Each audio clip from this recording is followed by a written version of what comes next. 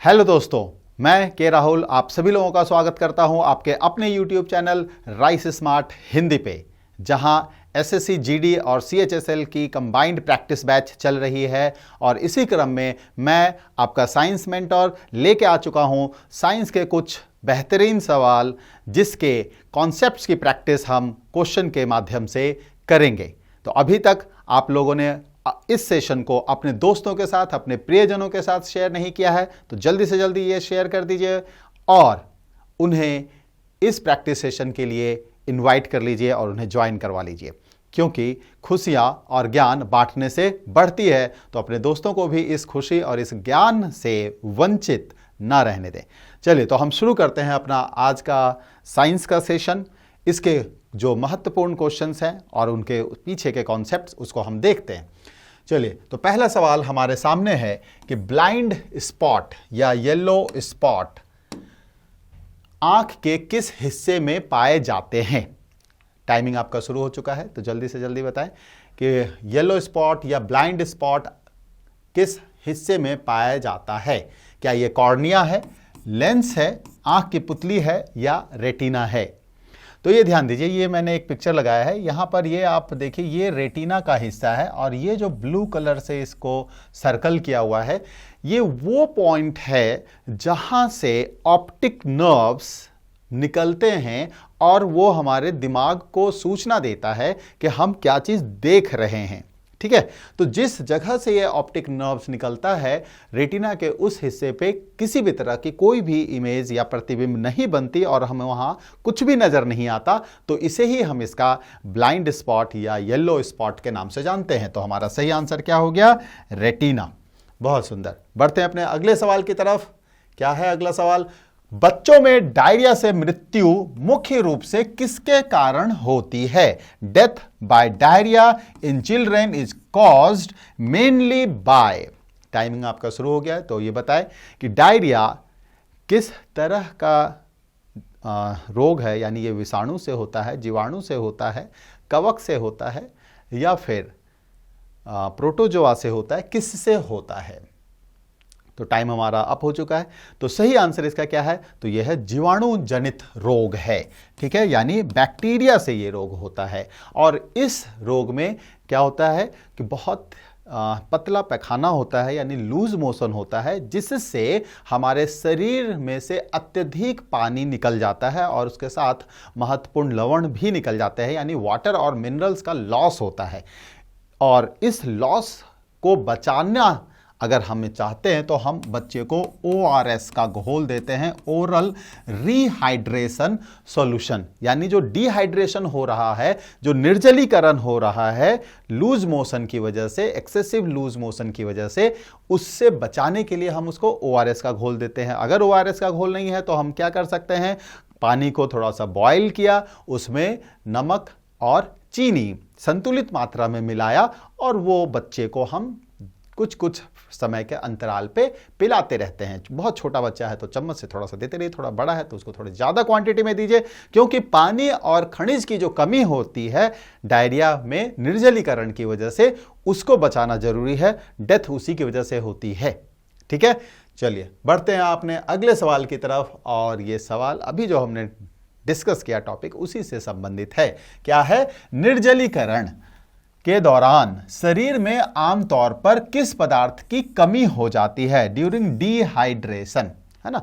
जब कभी जैसे हम बहुत हैवी वर्क करते हैं तब भी बहुत ज़्यादा स्वेटिंग होती है और हम पानी नहीं पी रहे हैं और बहुत ज़्यादा स्वेटिंग या पसीना आने की वजह से भी डिहाइड्रेशन हो सकता है।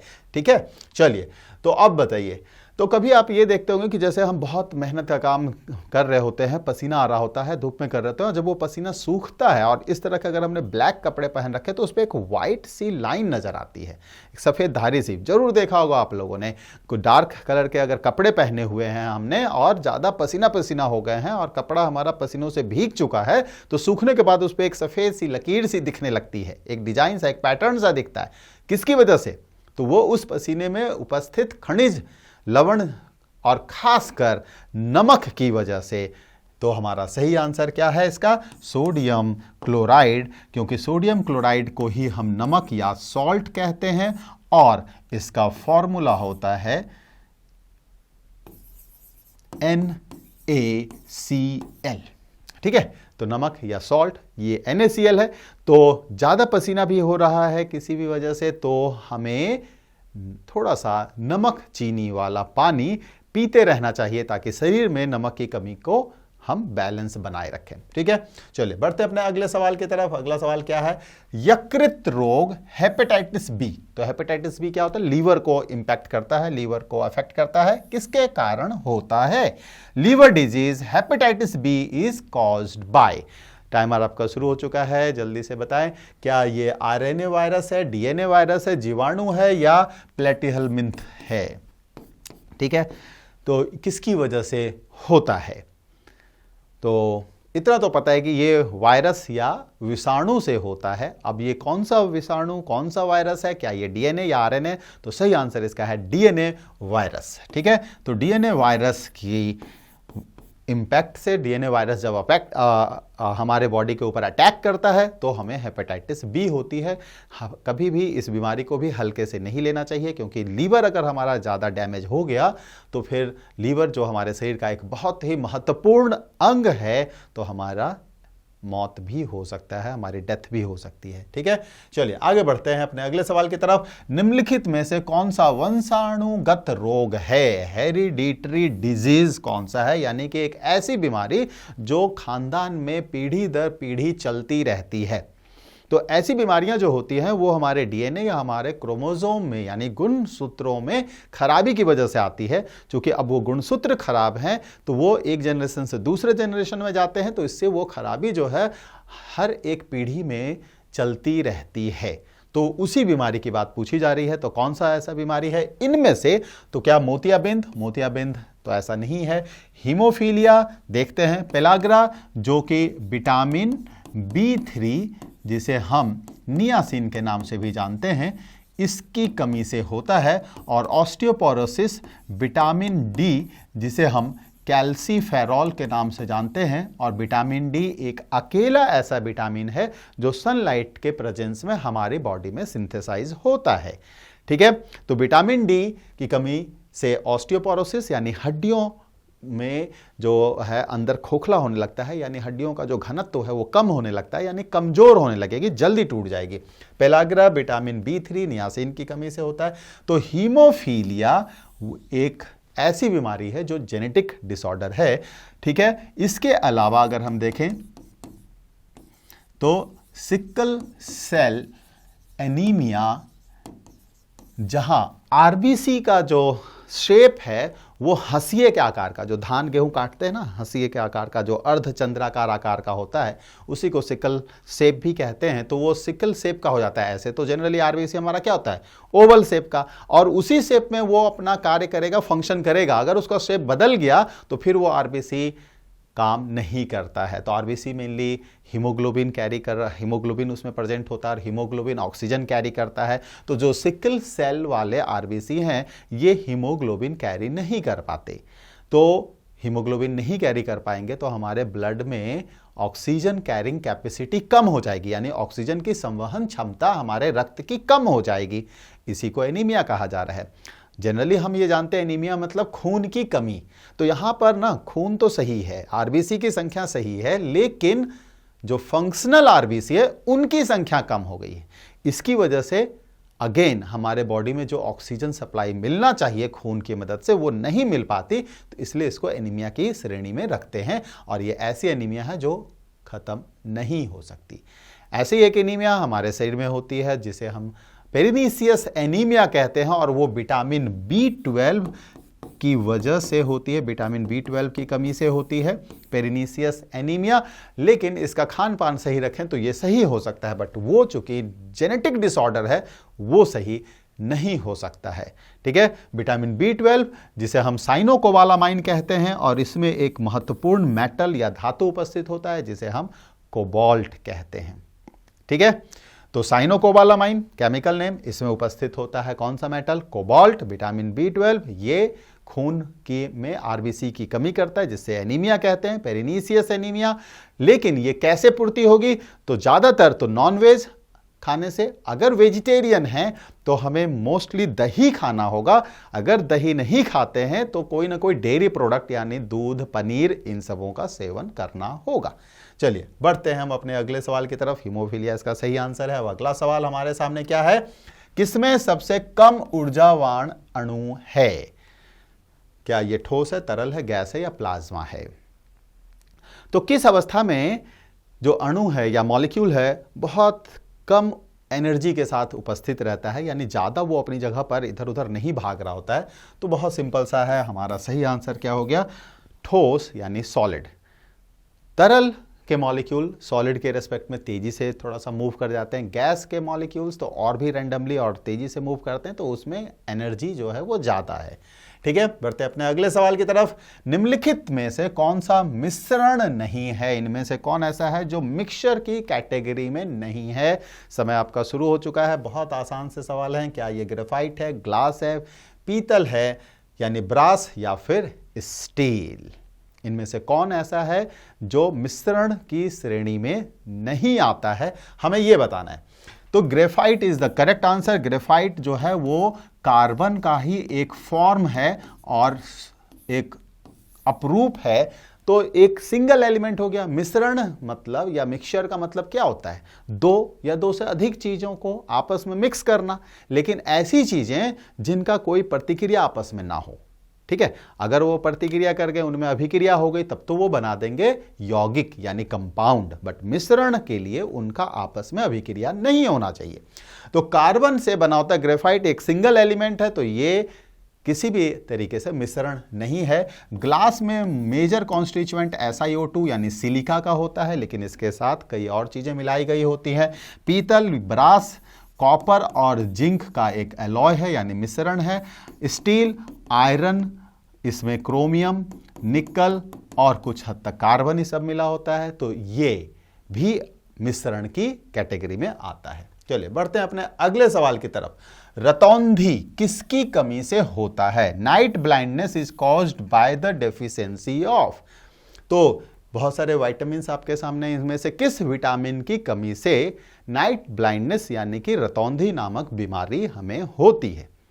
बोल रहा था बोल मूवी अगर आप लोगों ने देखी होगी तो वहां पर कादर खान जिस कैरेक्टर को प्ले कर रहा होता है उस कैरेक्टर को नाइट ब्लाइंडनेस की बीमारी रहती है, लेकिन वो उस बीमारी को बाकी अपने समाज के लोगों से छिपा के रखता है, इसलिए किसी को ये नहीं पता चलता, क्योंकि उसे क्या होता है शाम ढलते ही दिखनी बंद हो जाती है, इसलिए इसे कहा गया रतौंधी, नाइट ब्लाइंडनेस। आपको अगर रात में तो आम इंसान को भी दिखना बंद हो जाएगा अगर प्रकाश नहीं हुआ तो, लेकिन जिन्हें नाइट ब्लाइंडनेस हुआ ना, अगर वहां रोशनी है भी, आर्टिफिशियल रोशनी, कृत्रिम रोशनी, उन्हें उस कृत्रिम रोशनी में भी दिखाई नहीं पड़ती या बहुत धुंधला दिखता है, तो ये नाइट ब्लाइंडनेस है।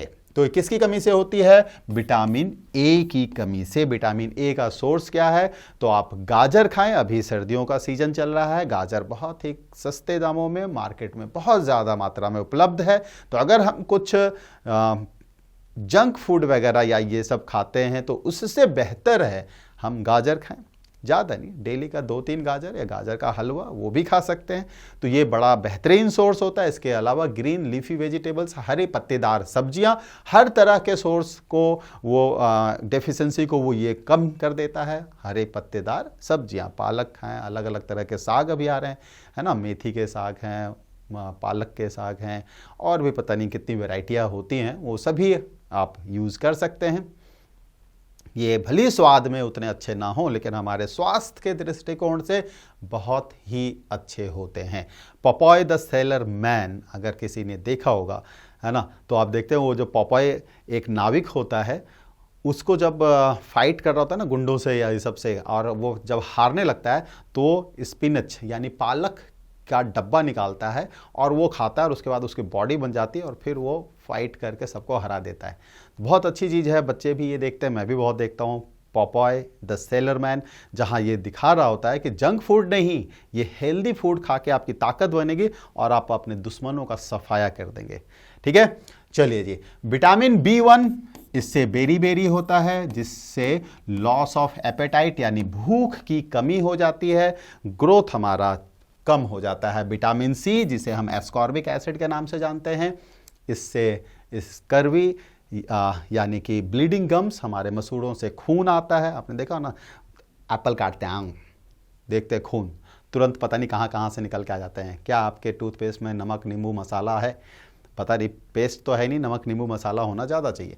तो अगर नमक नींबू मसाले से ही हमें अगर धोना है तो डायरेक्ट नमक लीजिए, थोड़ा सा उसमें मस्टर्ड ऑयल डालिए, उसका एक पेस्ट बनाइए और उसी से धो लीजिए, बेहतर है। ठीक है। विटामिन सी बेहतरीन स्रोत इसका जो है वो है आंवला, जो अभी के सीजन में बहुत आसानी से उपलब्ध है। संतरे, मौसमी भी अभी बहुत आसानी से उपलब्ध हैं।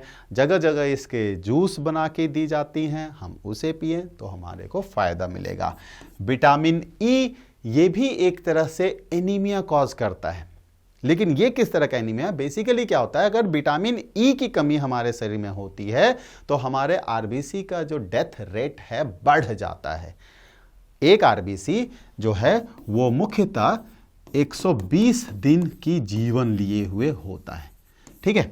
120 दिन के बाद इसकी डेथ हो जाती है, फिर नया बनता है हमारे बोन मैरो यानी अस्थि मज्जा में। लेकिन अगर विटामिन ई की कमी हो गई तो आरबीसी के मरने का जो दिन 120 दिन होता है उससे काफी कम हो जाएगा। तो क्या होगा, आरबीसी जल्दी जल्दी मरने लगेगा। बन जो रहा है हमारे शरीर में वो कम बन रहा है, मर ज्यादा रहा है, तो आरबीसी की कमी होने लगेगी। तो ये भी एक तरह की खून की कमी वाली स्थिति पैदा हो जाएगी, इसे भी एनीमिया हम कह सकते हैं। ठीक है। चलिए बढ़ते हैं अपने अगले सवाल की तरफ। निम्नलिखित में से कौन सा एक विकर्ण संबंध युग्म है? टाइमर शुरू हो गया है ना। विकर्ण संबंध यानी डायगोनली रिलेटेड पेयर है। ये केमिस्ट्री के आवर्त सारणी से पूछा गया सवाल है।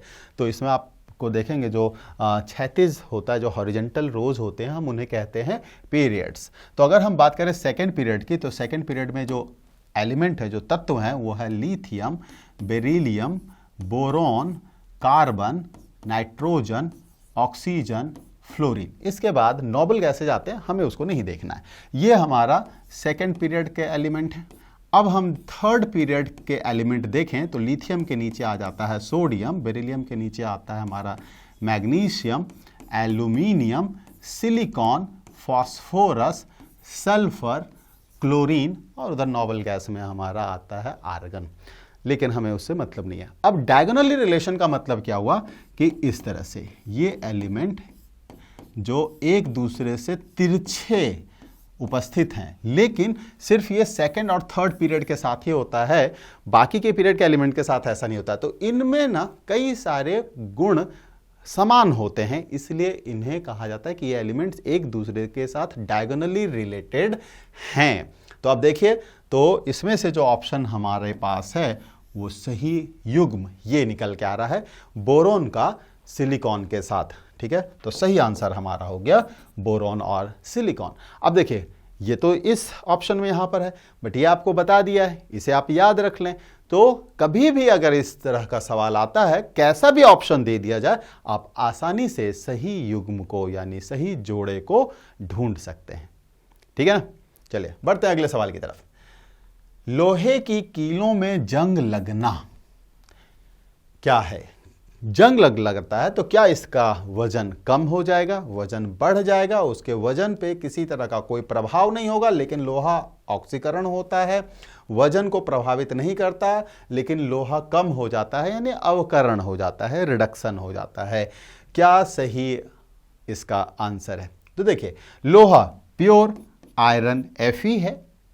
नमी वाले वातावरण में ये ऑक्सीजन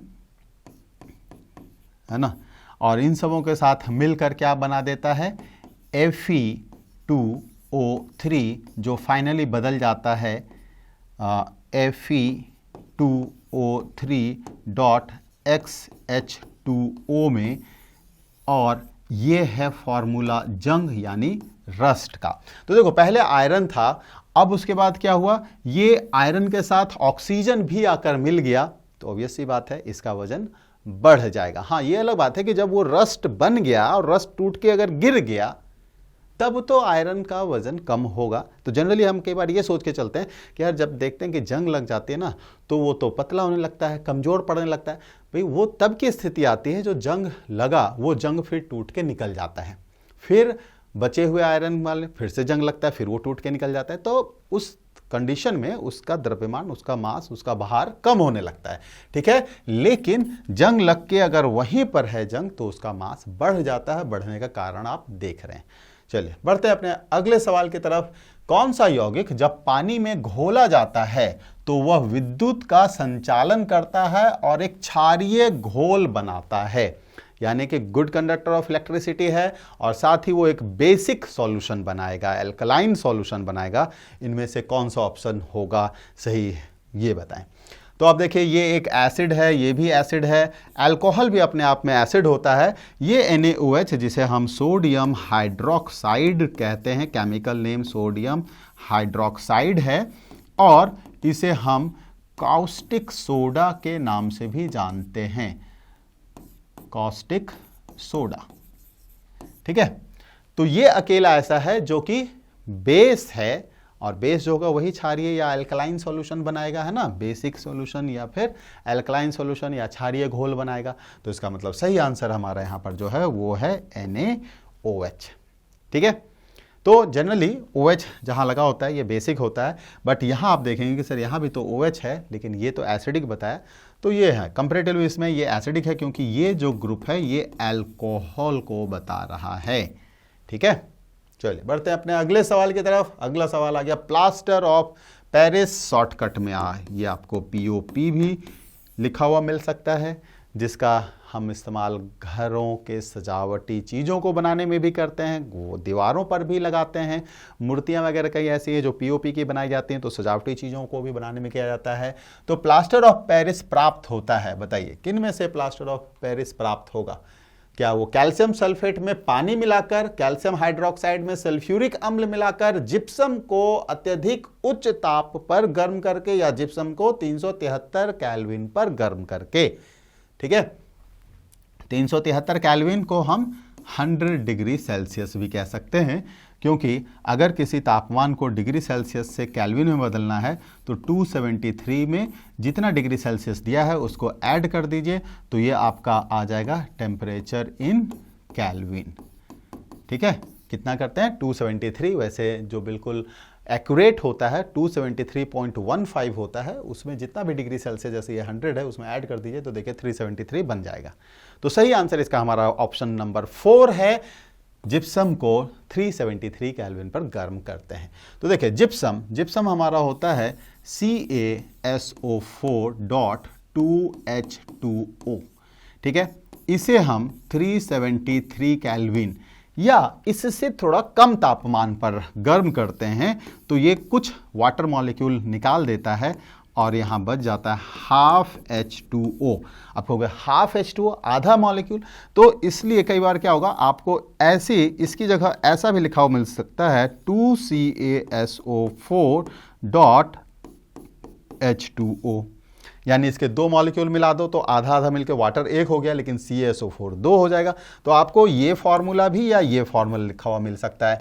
ये आपका जो है वो है जिप्सम का, और ये जो है ये है POP का। अब इसमें एक सवाल आता है कि अगर हमने 373 से तापमान ज्यादा कर दिया, जैसे यहां लिखा है ना जिप्सम को अत्यधिक उच्च तापमान पर गर्म करके, तो अगर हम तापमान बढ़ा देते हैं इसे और ज्यादा, है ना, ग्रेटर देन 373 केल्विन पर हीट करेंगे, तो जो ये बचा खुचा पानी है ना ये भी निकल जाएगा और सिर्फ हमारे पास बचेगा CaSO4, जिसे हम डेड बर्न्ट प्लास्टर कहते हैं। यानी कि ये ऐसा है जिसको पानी से मिलाकर आप किसी भी दूसरे रचना या फॉर्म में नहीं बदल सकते, यानी ये प्लास्टर ऑफ पेरिस हमारे अब किसी काम का नहीं। ठीक है, तो मृत तापित प्लास्टर भी कहते हैं, हिंदी में मृत तापित प्लास्टर या अंग्रेजी में डेड बर्न्ट प्लास्टर। तो 373 से ऊपर जाने पर इसके एक भी पानी का मॉलिक्यूल नहीं बचेगा, पानी का कोई भी अंश नहीं बचेगा, और फिर इसको हम ना तो मूर्ति में बदल सकते हैं, ना हम अपने किसी दूसरे काम में ला सकते हैं, ये किसी काम का नहीं। तो जो हमारे किसी काम का नहीं उसको हम क्या कहते हैं भाई, डेड हो गया। तो इसलिए इसको भी कहते हैं डेड बर्न्ट प्लास्टर। बर्न्ट इसलिए क्योंकि आपने इसको बहुत ज़्यादा गर्म कर दिया। ठीक है, उम्मीद है बहुत अच्छे से आपको ये सारी चीज़ें समझ में आ रही होंगी। जो एडिशनल इन्फॉर्मेशन इसके पीछे, क्वेश्चन एक है लेकिन इससे कई सारे कॉन्सेप्ट हमने समझ लिया है। इससे आपको बाकी अगर इससे संबंधित कोई सवाल आता है उसके साथ भी विजय पाने में ये हथियार आपको मदद करेगा, है ना। तो इसी बात पर एक लाइक तो बनता है। तो जल्दी से जल्दी इस सेशन को आप अपने और दोस्तों के साथ जो अभी तक नहीं जुड़े हैं उनके साथ शेयर कर दीजिए, सेशन को लाइक कर दीजिए और अच्छे अच्छे कमेंट्स डाल दीजिए। अगर कोई आपके सवाल हैं, कुछ हैं, तो वो भी आप कमेंट बॉक्स में कमेंट कर सकते हैं। उसका आंसर मैं या हमारी टीम समय से पहले आपको दे देगी, ठीक है। तो जल्दी से जल्दी लाइक करते रहिए, कमेंट करते रहिए। इन्फॉर्मेशन अच्छी लगी और ऐसे ही बाकी और टीचर्स भी आएंगे बहुत ही अच्छे अच्छे इन्फॉर्मेशन को लेके और अपनी क्लासेस लेकर, जो समय से आपको उसकी सूचना मिलती रहे। इसके लिए चैनल को सब्सक्राइब कर लीजिए और नोटिफिकेशन बेल ऑन कर दीजिए ताकि जैसे हमारी क्लास शुरू हो आपको उसकी नोटिफिकेशन मिल जाए, ठीक है। चलिए बढ़ते अपने अगले सवाल की तरफ। क्या है? विरंजक चूर्ण क्लोरीन की गंध देता है क्योंकि।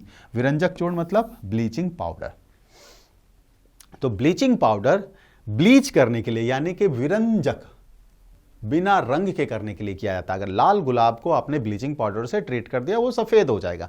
कपड़ों को भी ऐसे ही बिल्कुल सफेद बनाने के लिए ब्लीच किया जाता है। इवन दांतों को भी सफेद बनाने के लिए दांतों की ब्लीचिंग की जाती है, ठीक है। ऐसे कोई भी टूथपेस्ट जो दिखाते हैं ना एकदम अल्ट्रा वाइट, स्पार्कलिंग वाइट, ऐसा आपका हो जाएगा, विजिबल स्पार्कलिंग वाइट, ऐसा करके मार्केट में बेचते हैं। उन सब में बेसिकली ब्लीच की मात्रा होती है जो दांतों को तो चमका देगी लेकिन उसको कमज़ोर भी बना देगी। तो आप ये देखिए कि आपके थोड़े से पीले लेकिन मजबूत दांत चाहिए या चमकीले लेकिन कमज़ोर दांत चाहिए। भाई दांत का काम चमकना नहीं है, दांत का काम है चबाना। और अगर हम नहीं चबा रहे हैं सही से, वो काम नहीं हमारा कर पाएगा दांत, तो फिर क्या होगा?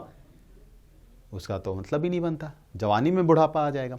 तो ऐसे किसी भी प्रोडक्ट का सेवन करने से पहले एक बार ज़रूर सोचिएगा कि ये जो दिखाने के लिए हम अपने इस उत्पाद का, इस प्रोडक्ट का इस्तेमाल करने जा रहे हैं, क्या वो हमारे हेल्थ के लिए भी सही है या नहीं है। भाई उनको तो अपना प्रोडक्ट बेचना है, वो कैसे भी बेवकूफ़ बना के बेचना चाहेंगे, लेकिन हमें एक सजग उपभोक्ता बनना है। यूं ही सिर्फ दिखावे में आकर अपने साथ कुछ गलत नहीं करना है ना। तो यही तो है, विज्ञान का ज्ञान लीजिए और उस ज्ञान को अपने जीवन में उतारिए और बेवकूफ़ बनने से बचिए। बढ़ते हैं आप आगे। तो बताइए, ब्लीचिंग पाउडर जिसका फॉर्मूला हमारा होता है CaOCl2, कैल्शियम ऑक्सीक्लोराइड भी कहते हैं, इसमें क्लोरीन उपस्थित है। तो वही कह रहा है, देखो ब्लीचिंग पाउडर पानियों को ब्लीच करने के लिए यानी कि कीटों को भी मारने के लिए यूज होता है, ठीक है।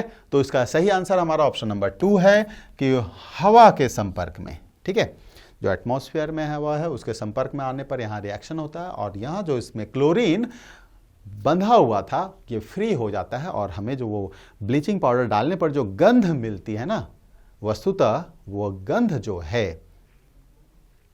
क्लोरीन गैस की वजह से होती है, ठीक है। तो वो ब्लीचिंग पाउडर का गंध नहीं, क्लोरीन गैस की वजह से। इसी तरह कहीं पर अगर यूरिन डिस्चार्ज किया जाता है, यानी पेशाब हम करते हैं और इकट्ठा होता है और वहाँ से जो पेशाब की स्मेल आपको मिलती है, बेसिकली वो उसके बैक्टीरियल डिकम्पोजिशन से वहाँ अमोनिया गैस बनता है। अमोनिया गैस, उस अमोनिया गैस का स्मेल आपको मिल रहा है, लेकिन चूंकि वो पेशाब वाले जगह से आ रही है इसलिए आपको लगता है ये पेशाब का स्मेल है, ठीक है। तो वो अमोनिया गैस का स्मेल है। ऐसे ही जैसे कहते हैं ना कई बार कि वे H2S, हम इसकी बात करें हाइड्रोजन सल्फाइड गैस की, तो कहता है ये सड़े हुए अंडे के जैसा स्मेल है। तो जब अंडा सड़ जाता है तो उसमें से जो गंध आती है बेसिकली वहाँ पर H2S गैस की वजह से आती है। इसी H2S गैस की वजह से अंडे से सड़ी हुई दुर्गंध आती है, ठीक है। और सल्फर अंडे के पीले वाले भाग में उपस्थित होता है तो वहाँ हाइड्रोजन सल्फाइड गैस बन जाता है। अब आप लोगों ने देखा होगा कि अगर सपोज ये करो कि आपको ये जानना हो कि जो मार्केट से आपने रॉ एग लिया हुआ है वो सही है या सड़ा हुआ है, तो बहुत ही सिंपल सा तरीका, हम में से कई लोग इसको जानते भी हैं और यूज करते भी होंगे। आप उसको पानी में डाल दीजिए, अगर वो डूब गया तो वो अंडा सही है, अगर वो तैर रहा है तो वो अंडा खराब है। अगर बिल्कुल ऊपर तैर रहा है तो समझ जाओ बहुत ही ज़्यादा खराब हो चुका है। थोड़ा थोड़ा अगर पानी के बिल्कुल बॉटम लेवल पे नहीं गया, थोड़ा सा ऊपर ही तैर रहा है, तो समझ जाओ कि खराब होने वाली स्थिति में आ चुका है। ठीक है। और ये सड़ा हुआ अंडा या खराब अंडा तैरने क्यों लगा? क्योंकि उसके अंदर यही H2S गैस बननी शुरू हो गई है। इसकी वजह से उसमें बॉयंसी यानी उत्प्लावनता आ रही है, वो तैरने लग रहा है। ठीक है, तो आप सभी जानते होंगे, सड़े हुए अंडे ज़्यादातर जानते होंगे कि सड़े हुए अंडे तैरते हैं, अच्छा अंडा डूब जाता है, लेकिन सड़ा हुआ अंडा क्यों तैरता है? तो इस हाइड्रोजन सल्फाइड गैस के बनने की वजह से। ठीक है, चलिए बढ़ते हैं अपने अगले सवाल की तरफ। बहुत सारे सवाल हैं, जल्दी जल्दी करना है। पीतल में शामिल होता है, ब्रास कंटेन्स, यानी पीतल एक एलॉय है, एक मिश्र धातु है, ये धातुओं का एक मिश्रण है। इनमें से कौन से धातुओं का मिश्रण है, ये पूछा जा रहा है। बहुत ही कॉमन आता है ब्रास, ब्रॉन्ज। ब्रॉन्ज आपने देखा होगा, जो ब्रॉन्ज मेडल देते हैं ना, गोल्ड मेडल, सिल्वर मेडल और ब्रॉन्ज मेडल, जिसको कांस्य पदक कहते हैं, तो वो हमारा होता है कॉपर और टिन का। ब्रास घर में भी इस्तेमाल करते हैं, ब्रॉन्ज भी, है ना। पूजा पाठ के लिए जो हम पीतल के और कांसे के बर्तन इस्तेमाल करते हैं, वो है तांबे और कांसे के बर्तन का इस्तेमाल करते हैं। तो ये हमारा है तांबा और जस्ता का बना हुआ। कॉपर और टिन जो है ये हमारा ब्रॉन्ज कहलाता है। ठीक है, चलिए बढ़ते हैं अपने अगले सवाल पर। अब ऐसी धातु का चयन करें जो नर्म हो, है ना। Select the metal that is soft. इनमें से कौन सा मेटल है जो सभीयों में सबसे ज्यादा नर्म या सॉफ्ट है? क्या ये एल्यूमिनियम है, तांबा है, सोडियम है, या लेड, जिसे सीसा के नाम से भी जानते हैं, ये है। ठीक है, तो सोडियम है, जिसको आप चाकू की मदद से भी आसानी से काट सकते हैं, इतना सॉफ्ट होता है। लेकिन ये बहुत ही ज्यादा अभिक्रियाशील धातु है, इसलिए हम सोडियम को जो है वो केरोसिन ऑयल के अंदर, केरोसिन के तेल में डुबाकर रखते हैं। इसको पानी में भी नहीं डुबाते, पानी में भी डालते, पुटक पुटक करके बम करके जलने लगता है। ठीक है, और इसी सोडियम का इस्तेमाल करके कई जो तांत्रिक लोग होते हैं वो हमें बेवकूफ़ बनाते हैं। वो क्या करते हैं, क्योंकि ये कुछ कुछ जो है राख के कलर के जैसा होता है, तो राख के साथ ये सोडियम धातु के टुकड़े को मिला देते हैं, आसानी से कट जाता है। बहुत ही सॉफ्ट, बहुत ही नर्म मेटल है। अब ये क्या करते हैं, है ना, यूं ही मंत्र पढ़ेंगे, उसको ऐसे पानी में डालेंगे, जैसे पानी डालेंगे एक छोटे छोटे पटाखे के साथ वो जलने लगता है। तो दिखाते हैं कि देखो इसके ऊपर भूत सवार हो गया है, मैं उस भूत को भगा रहा हूँ, है ना। ऐसे ऐसे करके वो मंत्र पढ़ेंगे, उसको राख को उठाकर पानी में फेंकेंगे और वो पटाखे के साथ छोटे छोटे अंश के साथ वो जलना शुरू होता है। तो कहते हैं देखो इसके अंदर भूत है, वही इसका ये इस तरह का इम्पैक्ट, इस तरह का इफेक्ट दिखा रहा है। फिर ऐसे मंत्र पढ़ेंगे, कुछ झाड़ू मारेंगे, कुछ करेंगे, उसके बाद फिर क्या करेंगे, चुपके से, हमें नहीं एहसास होता, वो सिर्फ ऐसा राख उठाएंगे जिसमें सोडियम का कोई अंश नहीं होगा, फिर उसको पानी में डालेंगे, कहीं कोई चिंगारी नहीं, कहीं कोई आग नहीं। आप कहेंगे भाई इसका भूत उतर गया, इतने पैसे दो और लेके जाओ। लेकिन ऐसा कुछ नहीं, क्योंकि साइंस की दुनिया में वैसी कोई भी चीज़ का कोई अस्तित्व नहीं है जिसे हमने देखा नहीं है, जिसको हमने जाना नहीं है। तो भूत दिखते नहीं है, ठीक है, तो साइंस भूतों में विश्वास नहीं करता। और एज ए सजग विद्यार्थी आपको भी ऐसी बातों पर, जिंदगी के किसी भी मोड़ पर विश्वास नहीं करना चाहिए। हमारे इसी विश्वास का गलत और नाजायज़ फ़ायदा कुछ ऐसे लोग उठा लेते हैं।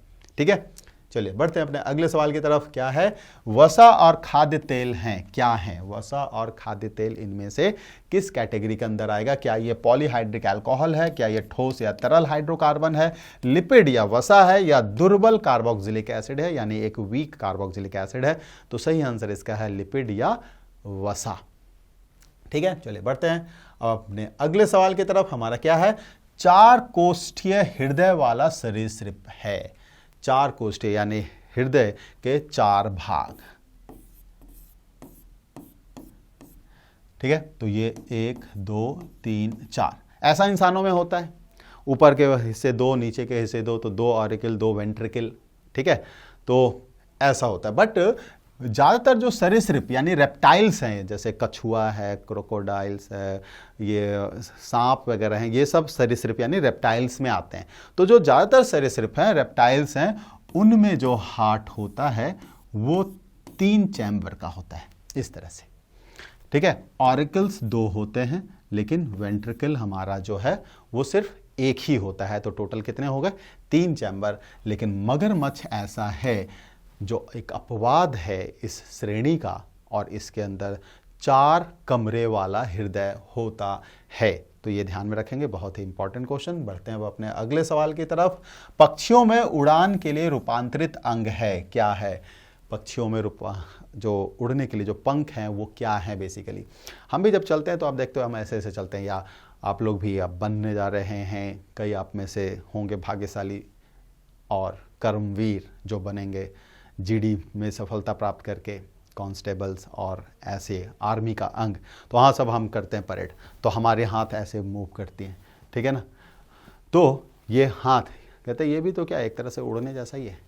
तो हमारा हाथ अग्रबाजू कहलाता है और पैर पिछला वाला हिस्सा कहलाता है। तो ऑब्वियस सी बात है कि पक्षियों में भी उड़ने के लिए जो है वो हमारा आगे का हाथ रूपांतरित हो चुका है पंख में, डैनों में, ठीक है।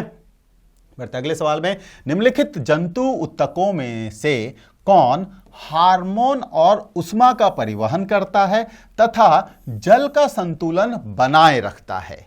ठीक है, ये सभी हमारे टिश्यूज हैं। संयोजक उत्तक यानी कनेक्टिव टिश्यू, पेशी उत्तक यानी मस्कुलर टिश्यू, रक्त यानी ब्लड, और तंत्रिका उत्तक यानी नर्वस टिश्यू। इसमें से कौन ऐसा है जो हार्मोन्स का और उष्मा का परिवहन करता है, यानी हार्मोन और हीट को एक जगह से दूसरी जगह लेके जा रहा है, साथ ही ये क्या कर रहा है, जल के संतुलन को भी बनाए रखता है। किसी समय आप देखोगे अगर पानी आपने हद से ज़्यादा पी लिया तो एक्सक्रीशन, यूरिन डिस्चार्ज ज़्यादा होगा, यूरिनेशन ज़्यादा होगी। कम पानी पिया है तो यूरिन यानी पेशाब का त्याग कम होगा, मूत्र विसर्जन कम करोगे।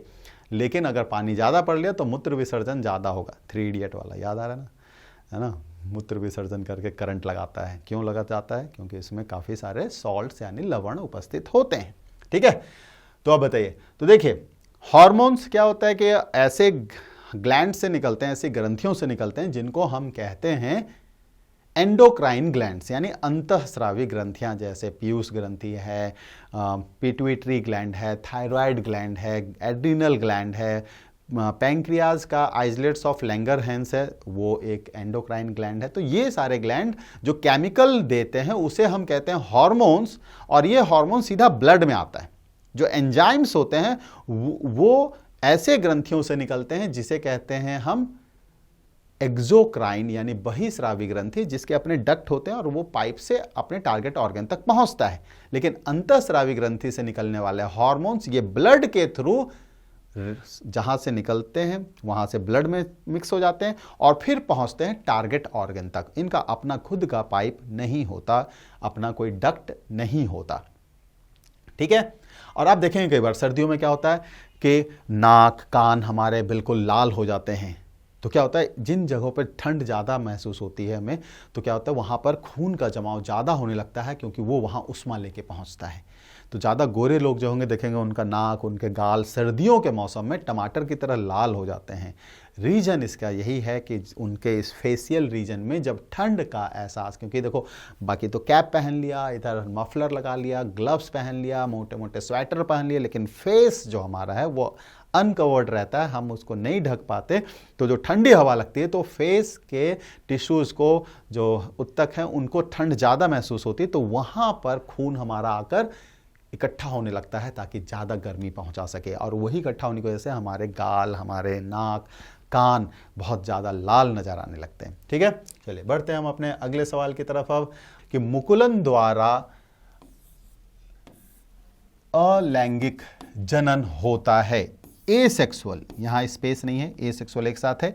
Asexual reproduction takes place through budding in, यानी बडिंग की मदद से मुकुलन, जिसको हम हिंदी में कहते हैं, वो द्वारा कोई अपनी संख्या कैसे बढ़ाता है। अब देखो जब तक मेल और फीमेल ऐसे इन्वॉल्व नहीं होते हैं तो उसे हम लैंगिक जनन का उदाहरण नहीं मानते हैं। लैंगिक जनन में लिंग का इन्वॉल्वमेंट जरूरी है, जो स्त्रीलिंग और पुल्लिंग होते हैं। अलैंगिक जनन में स्त्रीलिंग और पुल्लिंग दोनों का मिलना जरूरी नहीं है। कोई एक लिंग ही हमारा क्या करता है, उसके शरीर का कोई ऐसा हिस्सा है जो एक नए जीव में रूपांतरित हो सकता है, तो वो अलैंगिक जनन कहलाता है। तो ये किस में होता है हमारा? टाइम अप हो गया, जल्दी से बता दीजिए। तो खमीर यानी कि यीस्ट में, है ना। अमीबा भी बीच से डिवाइड हो जाता है। आगे बढ़ें, अगला सवाल हमारा क्या है, निम्नलिखित में से कौन सा युग्म सही सुमेलित नहीं है? इनमें से कौन सा ऐसा जोड़ा है जो एक दूसरे से सही तरीके से मिलाया नहीं गया है, ये बताना है आपको। तो विटामिन 1 नारंगी, क्या ये है, ये ऑप्शन बी, सी या डी? तो हम देखते हैं कि हाँ, vitamin D cod liver oil से मिलता है। कॉड लिवर ऑयल यानी कि ये शार्क मछली के लीवर से निकाला गया तेल होता है। इसमें विटामिन ए और विटामिन डी का बहुत अच्छा स्रोत होता है। गेहूं के बीज का तेल, ये या राइस ब्रैन ऑयल, ये व्हीट जर्म ऑयल ऐसा कहते हैं, ये सब विटामिन ई के बहुत ही बेहतरीन स्रोत होते हैं। कॉड लिवर ऑयल में भी विटामिन ई की अच्छी खासी मात्रा उपस्थित होती है। और अभी हमने कुछ समय पहले एक सवाल के जवाब में ये चर्चा किया था कि विटामिन ई की कमी से हमारे शरीर में खून यानी आरबीसी के मरने का दर बढ़ जाता है, जिससे क्या होता है कि एक एनीमिया वाली स्थिति बन जाती है। और विटामिन के अल्फा अल्फा जो एक एल्गी होता है, इससे काफ़ी अच्छे मात्रा में हमें मिलता है। तो नारंगी है ना, तो ऑरेंजेज है, मौसमी है, लेमन यानी नींबू है, इन सभी को मिलाकर हम सिट्रस फ्रूट्स कहते हैं। और इसके अलावा आंवला है, ये सभी विटामिन सी के बेहतर स्रोत हैं। तो इसका मतलब ये ऑप्शन सही सुमेलित नहीं है, तो यही हमारा इसका सही जवाब होता है। ठीक है, अब बढ़ते हैं हम अपने अगले सवाल की तरफ। अगला सवाल क्या है कि मानव शरीर में विटामिन ए संचित होता है। तो मानव शरीर में विटामिन ए कहाँ संचित होता है, ये हमें बताना है। विटामिन ए क्या है? एक फैट सॉल्युबल विटामिन, यानी वसा में घुलनशील विटामिन। तो वसा में घुलने वाला विटामिन तो ऐसी जगह पर जमा होगा जहां वसा की मात्रा ज़्यादा होती है, यानी कि आप कह सकते हैं वसा उत्तक, जिसे हम कहते हैं एडिपोज टिश्यू, है ना, क्या कहलाता है? Adipose tissue. और दूसरा यकृत यानी कि लीवर। तो विटामिन ए हमारा कहाँ हो गया? लीवर में यानी यकृत में। चलिए बढ़ते हैं अपने अगले सवाल की तरफ। निम्नलिखित में से किस तेल में प्रोटीन की मात्रा सबसे अधिक होती है? प्रोटीन की मात्रा, ठीक है, तेल में तो फैट की मात्रा जनरली अधिक होती है, लेकिन इनमें से एक तेल है जिसमें प्रोटीन की मात्रा भी अत्यधिक होती है, और ये इनमें से कौन सा है? तो हमारा टाइम अप। सही आंसर हमारा है अरंडी का तेल यानी कैस्टर ऑयल। तो इसमें प्रोटीन की मात्रा बहुत ज़्यादा होती है। चलिए बढ़ते हैं आगे। हमारा नूडल्स की तैयारी के दौरान निम्नलिखित में से कौन सा आमतौर पर स्वाद बढ़ाने के एजेंट के रूप में प्रयोग किया जाता है? ठीक है, तो flavouring agent, used as a flavouring agent, और टेस्ट एनहांसर आप इसको कह भी सकते हैं कि ये टेस्ट एनहांसर के रूप में काम करता है। टेस्ट एनहांसर स्वाद को बढ़ाने के लिए यहां मैंने दिया है। देख के बहुत ज़्यादा कुछ नहीं समझ में आ रहा होगा, बिल्कुल सफ़ेद सा, लेकिन आप ध्यान देंगे तो पतले पतले थोड़े लंबे से क्रिस्टल दिख रहे हैं। ये चावल जैसे थोड़े से दिख रहे हैं, और ऐसे देखा जाए तो नमक जैसा लग रहा है, लेकिन ये ना चावल है ना नमक है। तो ये बेसिकली क्या है? जल्दी से जल्दी बताएं कि ये हमारा क्या होगा, सही आंसर क्या है? तो ये बहुत कॉमन, देखिए नूडल्स हम सभी आमतौर पर खाते हैं, बहुत ज़्यादा खाते हैं, शहर हो, कस्बा हो, ग्रामीण क्षेत्र हो, नूडल्स खाते हैं। तो ये उसमें मिलाया जाता है, ये स्वाद बढ़ाने के काम में आता है। लेकिन अब आप देखिए, पहले भी हमने कहा था कि हमें स्वाद देखना है या स्वास्थ्य देखना है। स्वाद कुछ सेकंड्स के लिए होता है, स्वास्थ्य आजीवन होता है। तो स्वाद बढ़ाने के लिए डाला जा रहा है। अब जो बेच रहे हैं सामान, वो तो एक स्वादिष्ट खाने के तौर पे आपको कुछ भी दे सकते हैं, बस आपको स्वाद अच्छा आना चाहिए, कस्टमर आ जाएगा। उन्हें ये नहीं मालूम कि जो ये स्वादिष्ट खाना है, क्या ये स्वास्थ्यवर्धक भी है। तो हमें उन दोनों एंगल से सोचना है। अगर स्वाद और स्वास्थ्य दोनों मिल जाए तो सोने पे सुहागा, लेकिन सोने पे सुहागा बहुत कम होता है। तो हमें अगर स्वाद मिलता है तो वहाँ स्वास्थ्य नहीं होता, जहाँ स्वास्थ्य होता है वहाँ स्वाद भी थोड़ा कॉम्प्रोमाइज़ हो जाता है। जैसे अब देखिए नीम, करेला, ये सब बड़े फ़ायदेमंद हैं, स्वास्थ्यवर्धक हैं, स्वास्थ्य के लिए लाभदायक हैं, लेकिन फिर स्वाद उतना अच्छा नहीं लगता। बहुत कम लोग होंगे जिनको करेला खाना पसंद आता होगा। तो इसका सही आंसर है हमारा क्या? अजीनोमोटो, है ना। तो ये सोडियम का एक कंपाउंड होता है और इसको खाने से अगर ज़्यादा मात्रा में हम सेवन कर रहे हैं तो ब्लड प्रेशर बढ़ने की संभावना रहती है। और जिनको अगर हाई ब्लड प्रेशर है और अगर वो ऐसे नूडल्स या बाहर के ऐसे खाने जिसमें अजीनोमोटो को बहुत ज़्यादा मात्रा में मिलाया गया है, तो ब्लड प्रेशर अचानक से बढ़कर उनके लिए एक हेल्थ अलार्मिंग सिग्नल बना सकता है, यानी कि डेथ होने की भी संभावना बन सकती है। चलिए ठीक है, आ गए हम अपने आखिरी पड़ाव पर, अपने आखिरी सवाल की तरफ। जल्दी से जल्दी आप इसका जवाब दीजिए कि दिए गए पोषक तत्वों में से कौन दूध में सबसे कम मात्रा में उपस्थित होता है। ठीक है, दूध को एक कंप्लीट डाइट माना जाता है, बहुत अच्छा स्रोत माना जाता है। आयरन की भी थोड़ी सी उसमें कमी रहती है, इसलिए कहा जाता है कि अगर हम दूध के साथ केले को मिला लें तो दूध और केले का मिश्रण जो है एक बहुत ही बेहतरीन बैलेंस्ड डाइट बन जाता है। ठीक है, तो अभी ये बताइए, तो यहाँ लोहा तो है नहीं, बाकी चीज़ें हैं। तो कैल्शियम हमें मालूम है, दूध में कैल्शियम की मात्रा काफ़ी होती है।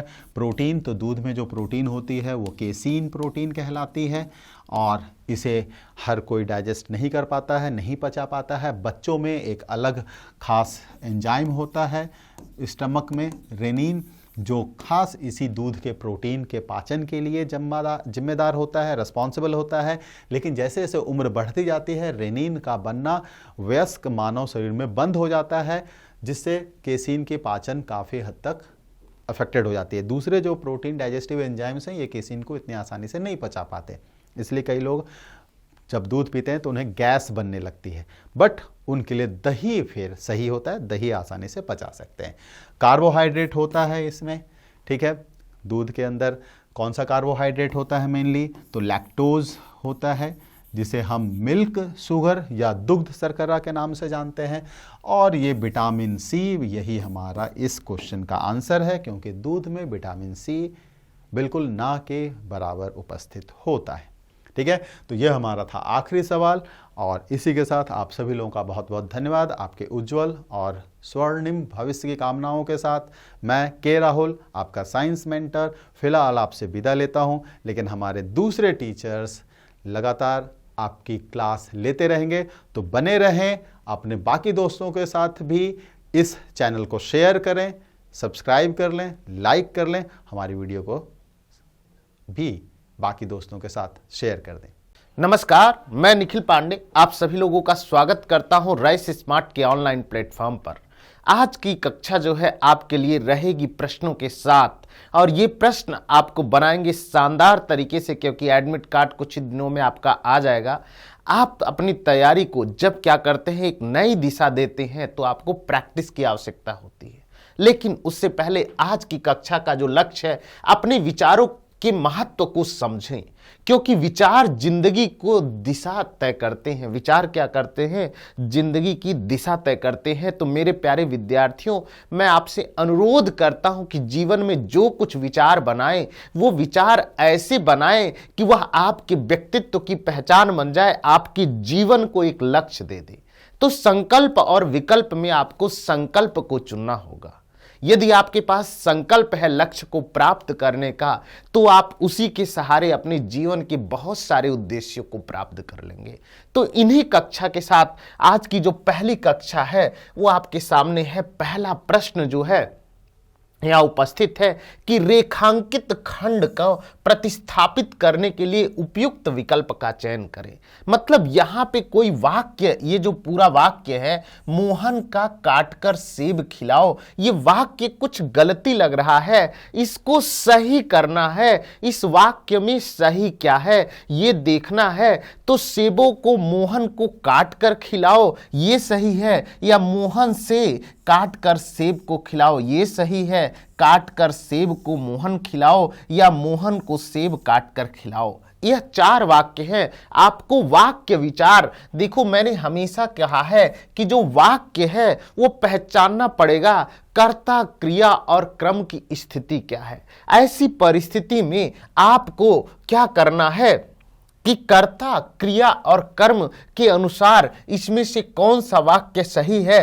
तो मोहन को सेब काटकर खिलाओ, मोहन को सेब काटकर खिलाओ। तो कर्ता के बाद जो क्रिया हो रही है, खिलाने की क्रिया हो रही है, क्या ऑब्जेक्ट के रूप में सेब है। तो यहां पर मोहन का काट कर नहीं होगा, मोहन को सेब काट कर खिलाओ। यहां वाक्य का शुद्ध वाक्य होगा मोहन को सेब काट कर खिलाओ, न कि मोहन का काट कर सेब खिलाओ। वाक्य का अर्थन्यास बदल जा रहा है। तो ऐसी परिस्थिति में आंसर आपका डी बिल्कुल सही है। तो जिन्होंने भी डी आंसर दिया है बिल्कुल सही है, स्पष्ट है। अगली प्रश्न की तरफ चलते हैं। सही वर्तनी वाले शब्द का चयन करें। सही वर्तनी जो है उसका चयन करना है आयुष्मान, आयुष्मान, आयुष्मान या आयुष्मान। इन चारों में से क्या करना है, कोई एक वाक्य, कोई एक शब्द सही है। देखो, दो या दो से अधिक वर्णों के सार्थक व्यवस्थित क्रमबद्ध समूह को हम क्या कहते हैं, शब्द कहते हैं। शब्द स्वतंत्र होते हैं, लेकिन जब कोई शब्द वाक्य में प्रयुक्त होता है तो उसे पद कहते हैं। इस प्रकार जब कोई शब्द वाक्य में प्रयुक्त होता है तो उसे पद कहते हैं। तो यहां सही वर्तनी, अब यहां मात्राओं की वर्तनी जो है, जो मात्राएं हैं उसमें गलती हो सकता है। तो आपको सही मात्रा वाला शब्द क्या है, आयुष्मान शब्द है। बिल्कुल आपका आंसर सही है जिन्होंने आंसर ए दिया है।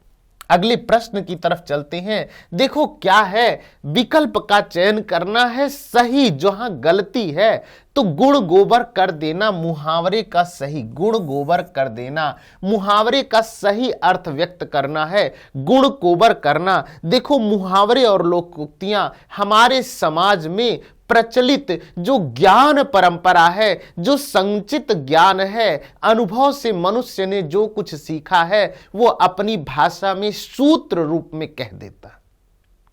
तो हिंदी की, अरबी की, फारसी की, तुर्की की, अंग्रेजी की बहुत सारी लोकोक्तियां और मुहावरे हैं जो हमारे जीवन में किसी भी स्थिति में फिट बैठ जाए। वहां इनका अर्थ लेना है गुण और गोबर को मिला देना। क्या इस वाक्य का यही अर्थ होगा कि गुण और गोबर को मिला देना, या गुण को गोबर में बदल देना यह होगा, या काम सुधार देना, या काम को बिगाड़ देना? तो देखो, गुण के बारे में आप लोग पता लगा सकते हैं और गोबर दोनों को जानते हैं। तो गुण गोबर करना मुहावरे का सही अर्थ क्या है, काम को बिगाड़ देना। जैसे कि आप परीक्षा की तैयारी कर रहे हैं, आपके रिश्तेदार कई सारे काम में गुण गोबर कर देते हैं, आपका दिन खराब कर देते हैं, जो आप चाहते हैं वो कार्य नहीं हो पाता है, आपका काम बिगड़ जाता है, तो उसे क्या कहते हैं, गुण गोबर कर देना। कई बार आपके जीवन में कई लोग गुण गोबर कर देते हैं। आइए अगले प्रश्न की तरफ चलते हैं। अगला प्रश्न है, दिए गए शब्द के पर्यायवाची शब्द का चयन करना है। पर्यायवाची शब्द का चयन करना है। क्या शब्द है, आदि।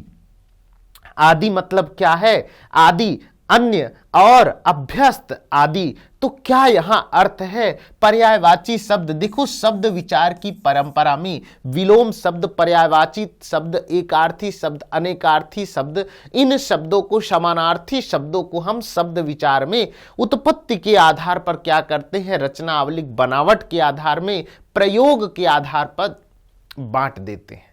तो ऐसी परिस्थिति में यहां आदि शब्द का क्या है, आदि शब्द का होता है अभ्यस्त होना। जब हम किसी चीज के आदि हो जाते हैं, देखो खाने वाले अदरक की बात नहीं है यहां, आदि मतलब आदि और अंत की यहां बात नहीं है। यहां आदि का अर्थ क्या है, आप अभ्यस्त हो जाते हैं। जब आपको एक चीज क्या हो जाती है, मतलब एक चीज का क्या हो जाता है, अभ्यस्त हो जाते हैं उसी कार्य को करने का, है ना।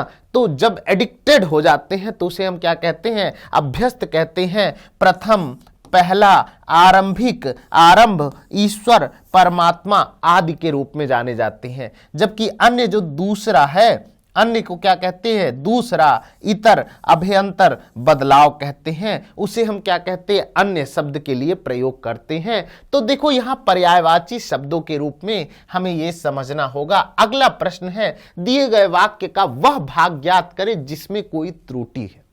मतलब परोपकार करने से मनुष्य का मन में शांति का अनुभव होता है। मेरे जीवन में मेरे प्यारे बच्चे, जो सफलता को प्राप्त करना चाहता है वो इस बात का जरूर ध्यान रखता है कि यदि आपके जीवन में परोपकार है, परोपकार दूसरे का भला करना, आप जीवन में कई बार अत्यंत प्रसन्न और खुशी महसूस करते हैं क्योंकि आप दूसरे के जीवन में खुशमय बनाते हैं। तो इस चीज का ध्यान रखें। अब लेकिन वाक्य क्या कह रहा है, यहां कोई न कोई भाग गलत है। परोपकार करने से तो क्या है, यहां होता है या शांति का अनुभव परोपकार करने से, या मनुष्य का मन कौन सा लगाए, मनुष्य का मन कहां पे गलती है, तो कुछ इस जगह पे क्या है, गलत है। उस गलती को पहचानना होगा आपको। क्या है, कैसे पहचान करें? देखो वाक्य यदि पढ़ेंगे, परोपकार करने से मनुष्य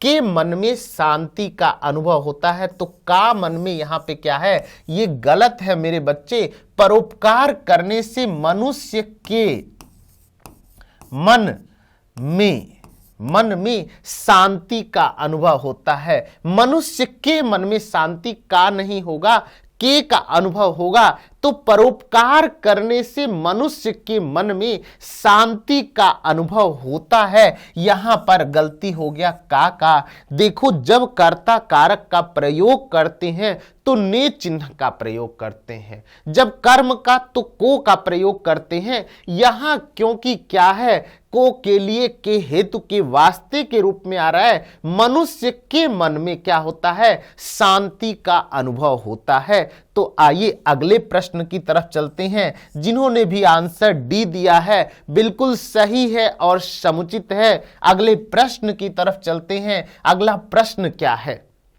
इस लड़की की लंबाई। अब इस लड़की की यहां पे क्या करना है, 4 विकल्प दिए हैं। क्या वो चौड़ी है, पतली है, अधिक है या लंबी है?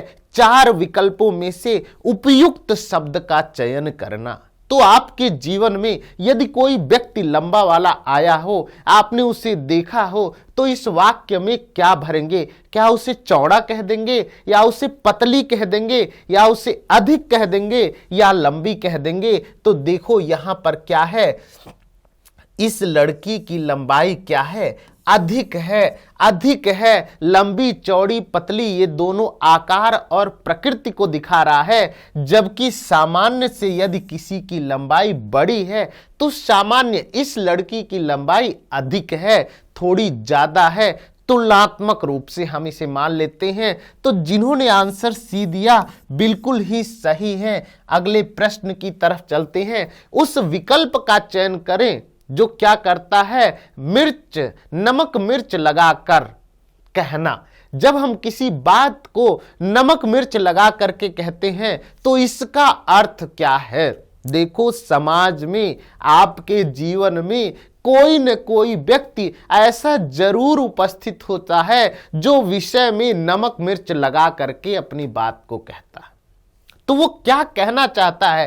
क्या वो उपहास करना चाहता है, या अनुनय करना चाहता है, या नमक और मिर्च रखना चाहता है, या बढ़ा चढ़ा कर कहता है? सही विकल्प तक आपको पहुंचना है। फटाफट बता दे सही विकल्प क्या है। तो देखो बढ़ा चढ़ा कर कहना। नमक मिर्च लगाने का क्या अर्थ है? बढ़ा चढ़ा करके कहना। जैसे आप अपनी सफलता को क्या करते हैं, नमक मिर्च लगा करके बताते हैं। कोई व्यक्ति जितना सफल है वह उससे संतुष्ट नहीं होता, वह उसमें नमक मिर्च लगा करके ही अपनी बात को क्या कहता है। तो यहां पे नमक मिर्च लगाने का क्या अभिप्राय है? बात को बढ़ा चढ़ा करके कहना। अगले प्रश्न की तरफ चलते हैं। अगला गद्यांश है। गद्यांश को पढ़ करके क्या करना है, सही शब्दों का चयन करना है। जो नंबर ये दिए हुए हैं इनमें उपयुक्त शब्द का चयन करना। तो गद्यांश कहता क्या है, ईर्ष्या विवेक की विरोधी है।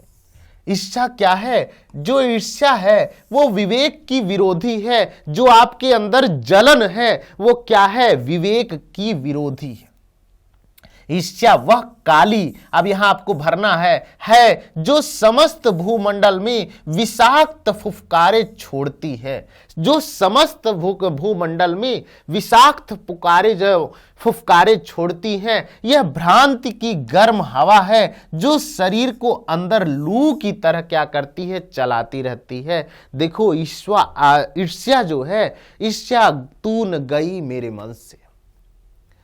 कामायनी में कहा गया चिंता, आशा, श्रद्धा, काम, वासना, लज्जा, है ना, वहां भाई यह ईर्ष्या जो है आती रहती है तो लू की तरह चलती रहती है और मानसिक शक्तियों को झुलसा करके क्या कर देती है, यहां आपको भरना है। अतः क्या करना है, कह रहा अतः दूसरों के सुख को देख करके का अनुभव करना चाहिए।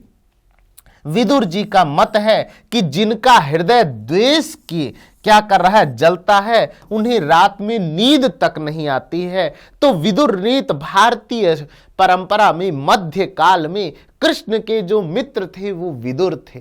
उन्होंने कहा कि जो क्या है, जिनका हृदय द्वेष में जल रहा है, उनको रात को सोने पे नींद भी नहीं आती।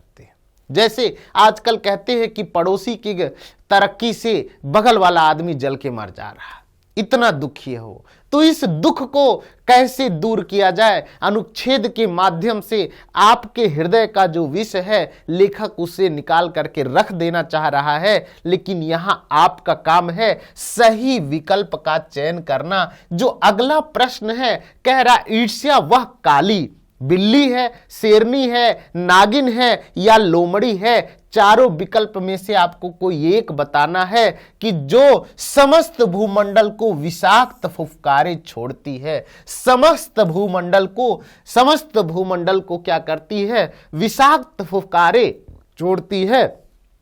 तो सही विकल्प क्या है, ईर्ष्या वह काली नागिन है जो समस्त भूमंडल में विषाक्त फुफकारे छोड़ती है।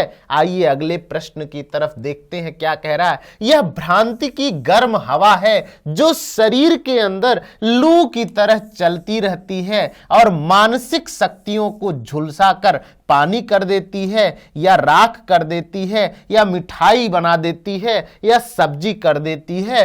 तो देखो मेरे प्यारे बच्चों, वह राख कर देती है, मानसिक शक्तियों को झुलसा कर राख कर देती है। देखो यह निबंध भी यदि लिखना हो, किसी भी पंक्ति में डाल देना कि यह भ्रांति की गर्म हवा है जो शरीर के अंदर लू की तरह चलती है और मानसिक शक्तियों को झुलसा कर राख कर देती है। इस तरह के वाक्य विन्यास यदि आप अपने निबंध में कभी जीवन में लिखना हो तो वह आपको प्रश्नों के सबसे करीब ले जाएगा और सही नंबर दिलवाएगा। तो यहां पर अगले प्रश्न की तरफ चलते हैं। कह रहा है कि गद्यांश में क्या है, अतः दूसरे के सुख को देख करके, अतः दूसरे के सुख को देख करके सुगंधित होंगे या प्रसन्न होंगे या पसीना या दुर्गंध का अनुभव होना चाहिए। आप बताइए इसमें से कौन सा विकल्प सही है। देखो अतः दूसरों के सुख को क्या है, प्रसन्नता का अनुभव करना चाहिए। दूसरे के सुख को देख करके दुर्गंध नहीं आनी चाहिए, दुख नहीं होना चाहिए, आपके अंदर प्रसन्नता का अनुभव होना चाहिए। तो अतः दूसरे के सुख को देख कर, है ना, देख कर प्रसन्नता का अनुभव करना चाहिए। मेरे प्यारे विद्यार्थियों, जो एसएससी जीडी की परीक्षा है, दरअसल आपको वर्दी के लिए लड़ाई करना है। तो वर्दी पाने के लिए तपस्या तो करना पड़ेगा। तमाम तरीके के लोग आपको पढ़ाते हैं, लेकिन क्या वो प्रश्नों का अभ्यास कराते हैं? हिंदी भाषा जो है, हिंदी भाषा का पूरा जो व्याकरण है वह कॉन्सेप्चुअल है और आपको उसके नियम याद नहीं करने हैं। प्रश्नों के अनुसार आपके उत्तरों की तलाश होनी चाहिए। आप सभी लोगों ने वर्ण, शब्द, वाक्य, पद, कारक, समास ये टॉपिक पढ़े हुए हैं। आपको सिर्फ क्या करना है, याद कराना है कि प्रश्न को पूछता कैसे है। ऐसी प्रक्रिया में अगला प्रश्न देखें, जरा देखें कि विदुर जी का मत है कि जिसका हृदय द्वेष की क्या है, द्वेष में सब्जी में जलता है, आग में, पानी में या मिर्च में, चारों में से कोई एक विकल्प आपके लिए सही है। तो देखो विदुर जी का मत है कि जिनका हृदय द्वेष की आग में जलता है उन्हें रात में नींद नहीं आती।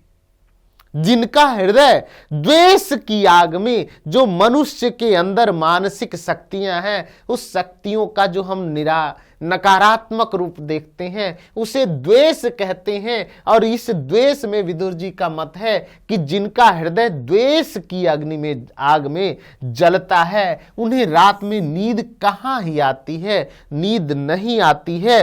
अगला प्रश्न देखें क्या कह रहा है। कह रहे हैं कि विदुर जी का मत है कि जिनका हृदय द्वेष की आग में जलता है उन्हें रात में क्या है, नींद नहीं आती है, उन्हें रात में नींद नहीं आती। ये भरना। विदुर जी का मत है कि जिनका हृदय द्वेष की आग में जलता है, देखो पिछले वाले वाक्य में हमने आग भरा था, यहां पे क्या है, नींद को भर देते हैं, उन्हें रात में नींद नहीं आती। तो एसएससी जीडी का जो गद्यांश है उसके प्रश्न कठिन नहीं आते। आपका मस्तिष्क खुला होना चाहिए जिससे विचारें प्रतिध्वनित होती रहें। अगला जो है, जो प्रश्न है अगला, देखो क्या कहता है, क्या कह रहा है। मुंबई जैसे शहर में अच्छा मकान मिलने बहुत मुश्किल है। अब यहां कोई न कोई अशुद्धि है, इस अशुद्धि को पकड़ना है कि मुंबई जैसे शहर में अच्छा मकान, तो अच्छा मकान मिलना या अच्छा मकान मिलना, अच्छी मकान मिलना, अच्छी मकानें मिलना या अच्छे मकानों का मिलना, आपको बताना है सही वाला विकल्प कौन सा है। देखो यहां पर क्या है, अच्छा मकान मिलना बहुत मुश्किल है। मुंबई जैसे शहर में अच्छा मकान मिलने नहीं होगा, मिलना होगा, बहुत मुश्किल है। देखो चाहे जहां भारत के जितने महानगर हैं या दुनिया के जो मेट्रोपॉलिटन सिटी हैं, इन सिटीज में जो किराए का मकान है वो महंगा ही मिलता है, सस्ता नहीं मिलता। जीवन, जो यहाँ की जीवन की गति होती है वो तेज होती है। और यहाँ पर हर व्यक्ति कहा गया है, चल सको तो चलो गिरा के चलो, हैं, चल सको तो चलो संभल के चलो, है भाई। तो ये मुंबई जैसे शहर में अच्छा मकान मिलना बहुत ही मुश्किल है। यहां आपका उत्तर ए बिल्कुल सही होता है। अगला प्रश्न है, कारखानों के धुएं से वातावरण गंदी, दूषित, साफ या स्वच्छ हो रहा है। चारों विकल्प हैं, बताइए कौन सा सही है, गंदी, दूषित, साफ या स्वच्छ। तो देखो दूषित हो रहा है, कारखानों के धुएं से वातावरण क्या है, दूषित हो रहा है। मेरे बच्चे, आज पूरी दुनिया में यह संकट का विषय है कि पूरी दुनिया में क्या हो रहा है, का फैक्ट्रियों के कारण पूरा का पूरा जो पर्यावरण है वह दूषित हो रहा है। ऐसी परिस्थिति में क्या करें, कैसे करें, सरकारों के ऊपर बहुत बड़ी जिम्मेदारी है। लेकिन आपके लिए कारखानों के धुएं से पूरा का पूरा जो वातावरण है वो क्या हो रहा है, दूषित हो रहा है। वाक्य में दूषित शब्द लगाने से बिल्कुल सही हो जाएगा। अगला प्रश्न देखें, पेड़ में पानी डालो तो वह सूख जाएगा।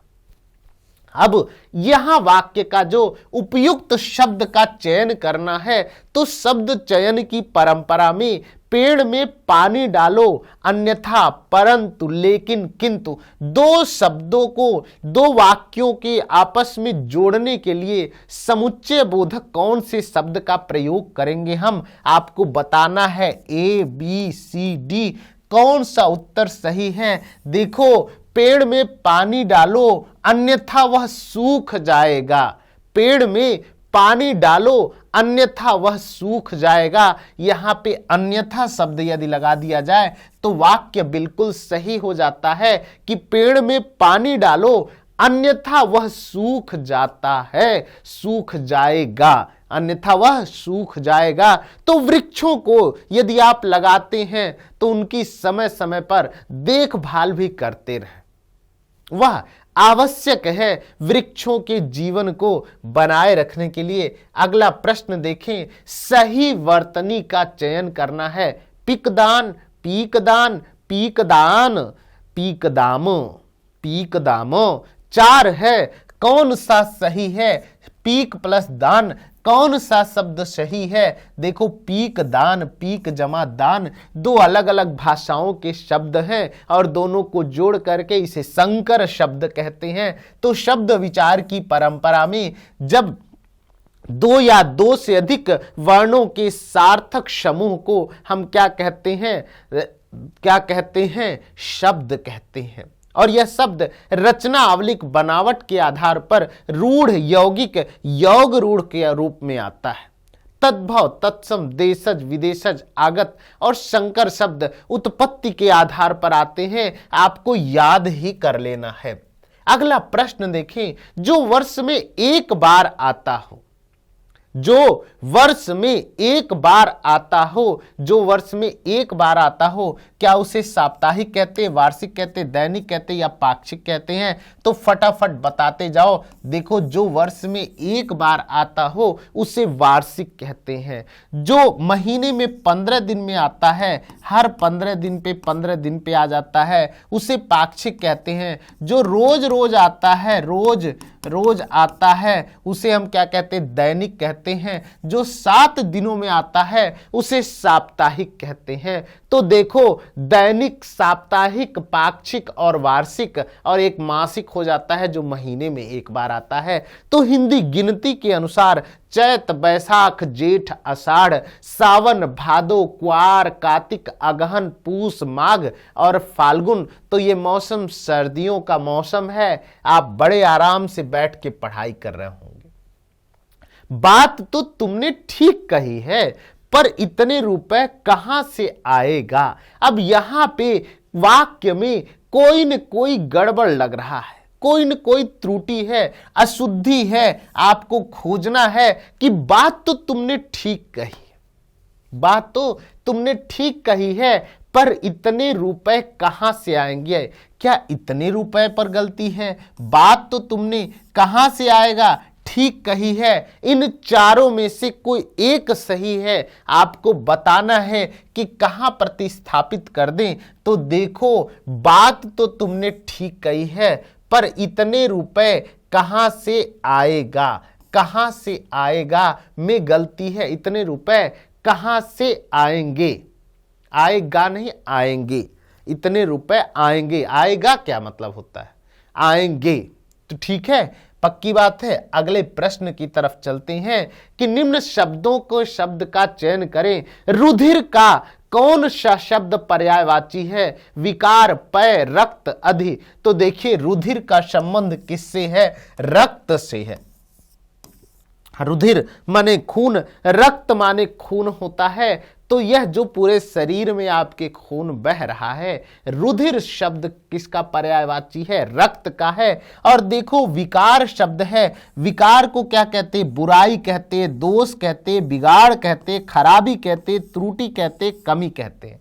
तो हर मनुष्य के अंदर ये जो विकार है, जिसे बुराई के रूप में, दोष के रूप में, बिगाड़ के रूप में, खराबी के रूप में, त्रुटि के रूप में, कमी के रूप में आप इसके पर्यायवाची शब्द जान सकते हैं। और पय का जो पर्यायवाची है, जल, मेघ, पुष्प, अमृत, सलिल, वारि, नीर, तोय, अम्ब, उदक, पानी, जीव, पेय, ये सारे पय मतलब पानी के क्या है? पर्यायवाची हैं। इसी प्रकार अधि का मतलब होता है मानसिक व्यथा या चिंता। तो अगले प्रश्न की तरफ चलते हैं। चाकू से फल क्या है? काट, खिला, धो, फाड़ दो। क्या करना है? सही शब्द का चयन करना है। चाकू से क्या करना है? काट, खिला, धो, फाड़। तो देखो, चाकू से क्या करते हैं? फल काट दो। चाकू से फल को काट दो, चाकू से फल काट दो। आदेशात्मक वाक्य, चाकू से फल काट दो और काट के खा लो या खिला दो। तो भैया फल को काट के खाते रहिए, स्वास्थ्य बनाते रहिए, दौड़ते रहिए और जीवन में सफलता को प्राप्त करते रहिए। अगला जो वाक्य है आपके पास, जब से वह अपने घर से आई है तब से वह कुछ बोल नहीं रही है। देखो, जिस लड़की की नई नई शादी होती है वो जब घर जाती हैं दूसरे के घर पे कम बोलती हैं, बाद में गुगी हैं गुड़िया तेज बोलना शुरू कर देती है। तो क्या कह रहा है, जब से वह अपने घर में आई है जब से वह कुछ बोल नहीं रही। यहां कुछ न कुछ गलती है। कब से वह, जभी से वह, तब से वह, अब से वह। तो यहां पे सही शब्द का चयन करना है। देखो मेरे भाई, जब से वह, तो वह क्या बनेगा वाक्य, जब से वह अपने घर आई है तब से वह कुछ बोल नहीं रही है। यह वाक्य बिल्कुल सही हो जाएगा कि जब से वह अपने घर आई है तब से वह कुछ बोल नहीं रही है। अगला वाक्य देखें क्या है, जो अधिक बोलता हो, जो अधिक बोलता हो उसे क्या कहते हैं, जो अधिक बोलता हो मितभाषी कहते हैं या वाचाल कहते हैं या अपव्ययी कहते हैं या मितव्ययी कहते हैं। आपको बताना है इन चारों में से कोई एक सही है। जो अधिक बोलता हो एक वाक्यांश के लिए देखो उसे क्या कहते हैं, वाचाल कहते हैं। जो अधिक बोलता हो उसे क्या कहते हैं, वाचाल कहते हैं। मितभाषी कम बोलने वाले को मितभाषी बोलते हैं। जो कम बोलता है उसे क्या कहते हैं, मितभाषी कहते हैं। अव्ययी, जो ज्यादा व्यय करता हो उसे अपव्ययी कहते हैं। जो ज्यादा व्यय करता हो उसे अपव्ययी कहते हैं। मितव्ययी, जो कम व्यय करता हो उसे मितव्ययी कहते हैं। जो कम व्यक्त करता हो उसे मितव्ययी कहते हैं। अगला देखिए, दिए गए शब्द का विलोम शब्द निरामिष।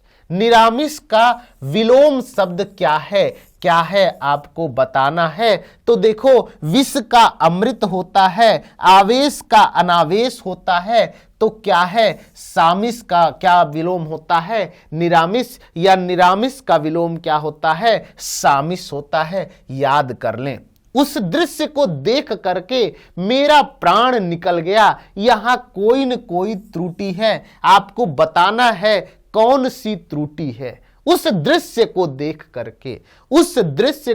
करके मेरा तो प्राण ही निकल गया। उस दृश्य मेरा तो प्राण को देखकर निकल गए। यहां पर क्या है, मेरे तो प्राण।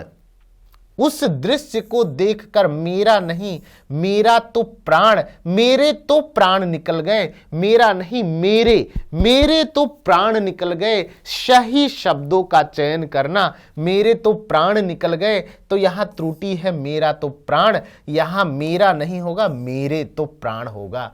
अगला देखिए क्या है, दिए गए शब्द का विलोम चुने। क्या है, गुप्त का प्रगट, प्रसार, प्रच्छन्न, गुप्तचर। तो गुप्त का विलोम शब्द क्या है, देखो प्रगट करना। और प्रसार का मतलब विलोम होता है संकोच, और प्रच्छन्न का मतलब छिपा हुआ, प्रत्यक्ष का मतलब जो दिखाई दे रहा है। तो फटाफट याद कर लें अगला प्रश्न।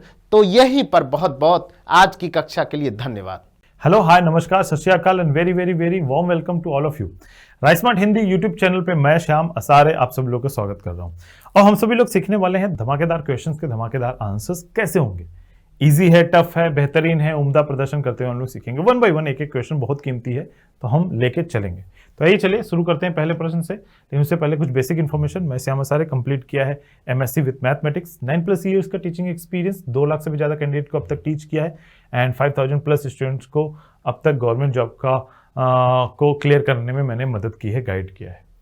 ये रहा हमारे पास पहला सवाल, आज का धमाकेदार सवाल, जिसमें हमारे पास दिया हुआ है कि इस क्वेश्चन मार्क की जगह क्या आएगा। तो जल्दी से बताइए इस क्वेश्चन मार्क की जगह हमें क्या लेके आना है और बता दीजिए कि इसका सही जवाब क्या होगा। देखो हिंट दे दे रहा हूँ फटाफट। देखिए लास्ट वाले मेंबर देखिए, ई से आई है, ई से ए है, कितना कम हो गया हमारे पास, दैट इज 4 कम हो रहा है। ए से डब्ल्यू भी 4 कम हो रहा है, और डब्ल्यू 23 होता है, 19 से 4 कम हो रहा था। 19 से 4 कम कर लीजिए, 19 से 4 कम कर लीजिए, तो हमारे पास 19 में से 4 जाएगा तो 15 बचेगा, तो 15 होता है ओ। लास्ट मेंबर ओ चाहिए जो कि सभी में है। पहले मेंबर जेड से पी 10 कम हुआ, 26 16, और यहाँ से 6, 10 फिर कम हुआ, 6 से फिर 10 कम हुआ हमारे पास v, और v हमारे पास v का होता है 22 में से 10 कम होगा, तो 22 में से अगर हम 10 कम करते हैं तो 12, और l से स्टार्ट होगा o पे खत्म, l से स्टार्ट o पे खत्म। ये दोनों ऑप्शंस तो होने से रहे, इन्हीं दोनों ऑप्शन में से करेक्ट आंसर आएगा। अब आप सेकंड नंबर ऑप्शन पे देख लीजिए, f से y हमारे पास 8 पीछे जा रहा है, कि 6 वो y की तरफ जाएंगे तो 2 पीछे। कैसे पीछे, मतलब a पे ही खत्म नहीं होता, a तक 6 कम पीछे जाएंगे, उसके बाद z और उसके बाद हमारे पास y, तो 8 कम हुआ। इधर 25 में से 18, 25 और 18 कितने कम हुए हमारे, सॉरी 7 कम हुआ, f से y 7 कम हुआ, और फिर 7 यहाँ कम हुआ, फिर 7 आगे भी कम हुआ क्योंकि 18 से 11 7 पीछे, और 11 में से 7 कम जाएगा, हमारे पास बचेगा 4, 4 हमारे पास डी का होता है, ये रहा। मैं तो हिंट देने वाला था, कंप्लीट क्वेश्चन नहीं कर दिया था। C number option will be correct answer. बढ़ता हूं मैं अगले सवाल पे। अगला सवाल ये रहा, हमसे पूछ रहा है कि एक पेयर दिए हुए, ये दो के दोनों, दो के दोनों, दो के दोनों, हमें बताना है कि कौन सा पेयर हमारे पास एग्जैक्टली मैटर नहीं कर रहा, मतलब रिलेट नहीं हो रहा। तो देखिए ये 33 है, 24 है, अगला क्या दिया हुआ 54 और 36। अगर 36 को बोलूँ तो 18 दूना 36 हो रहा है, और इधर 54 के बोलूँ तो 18 तेया 54 हो रहा है ना, इन्हीं दोनों का। ये नहीं बन रहा है ऐसा कुछ, क्योंकि यही ऑड है, यही हमारे पास आंसर होगा, ये नंबर। आगे में देख लिया 45, 15 दूना 30, 15 तेया 45, 16 दूना 32, 16 तेया 48, सब रिलेट कर रहे हैं सिवाय ए नंबर ऑप्शन के, तो A will be the correct answer. चलो अब आ गया हमारे पास यहाँ पे एक और क्वेश्चन जो हमारे पास दिया हुआ, that is folding and cutting से। ठीक है, फोल्डिंग, कटिंग या होल या पंचिंग जो भी हमारे पास कह दिया जाए, तो वहां हमारे पास कौन है। जब भी इस टाइप का होता है तो एक जुगाड़ मैंने बताया था, क्या याद करो, एसएससी सीजीएल गारंटेड बैच में प्लेलिस्ट अवेलेबल है, जो लोग नहीं देखें जाके देख लीजिए।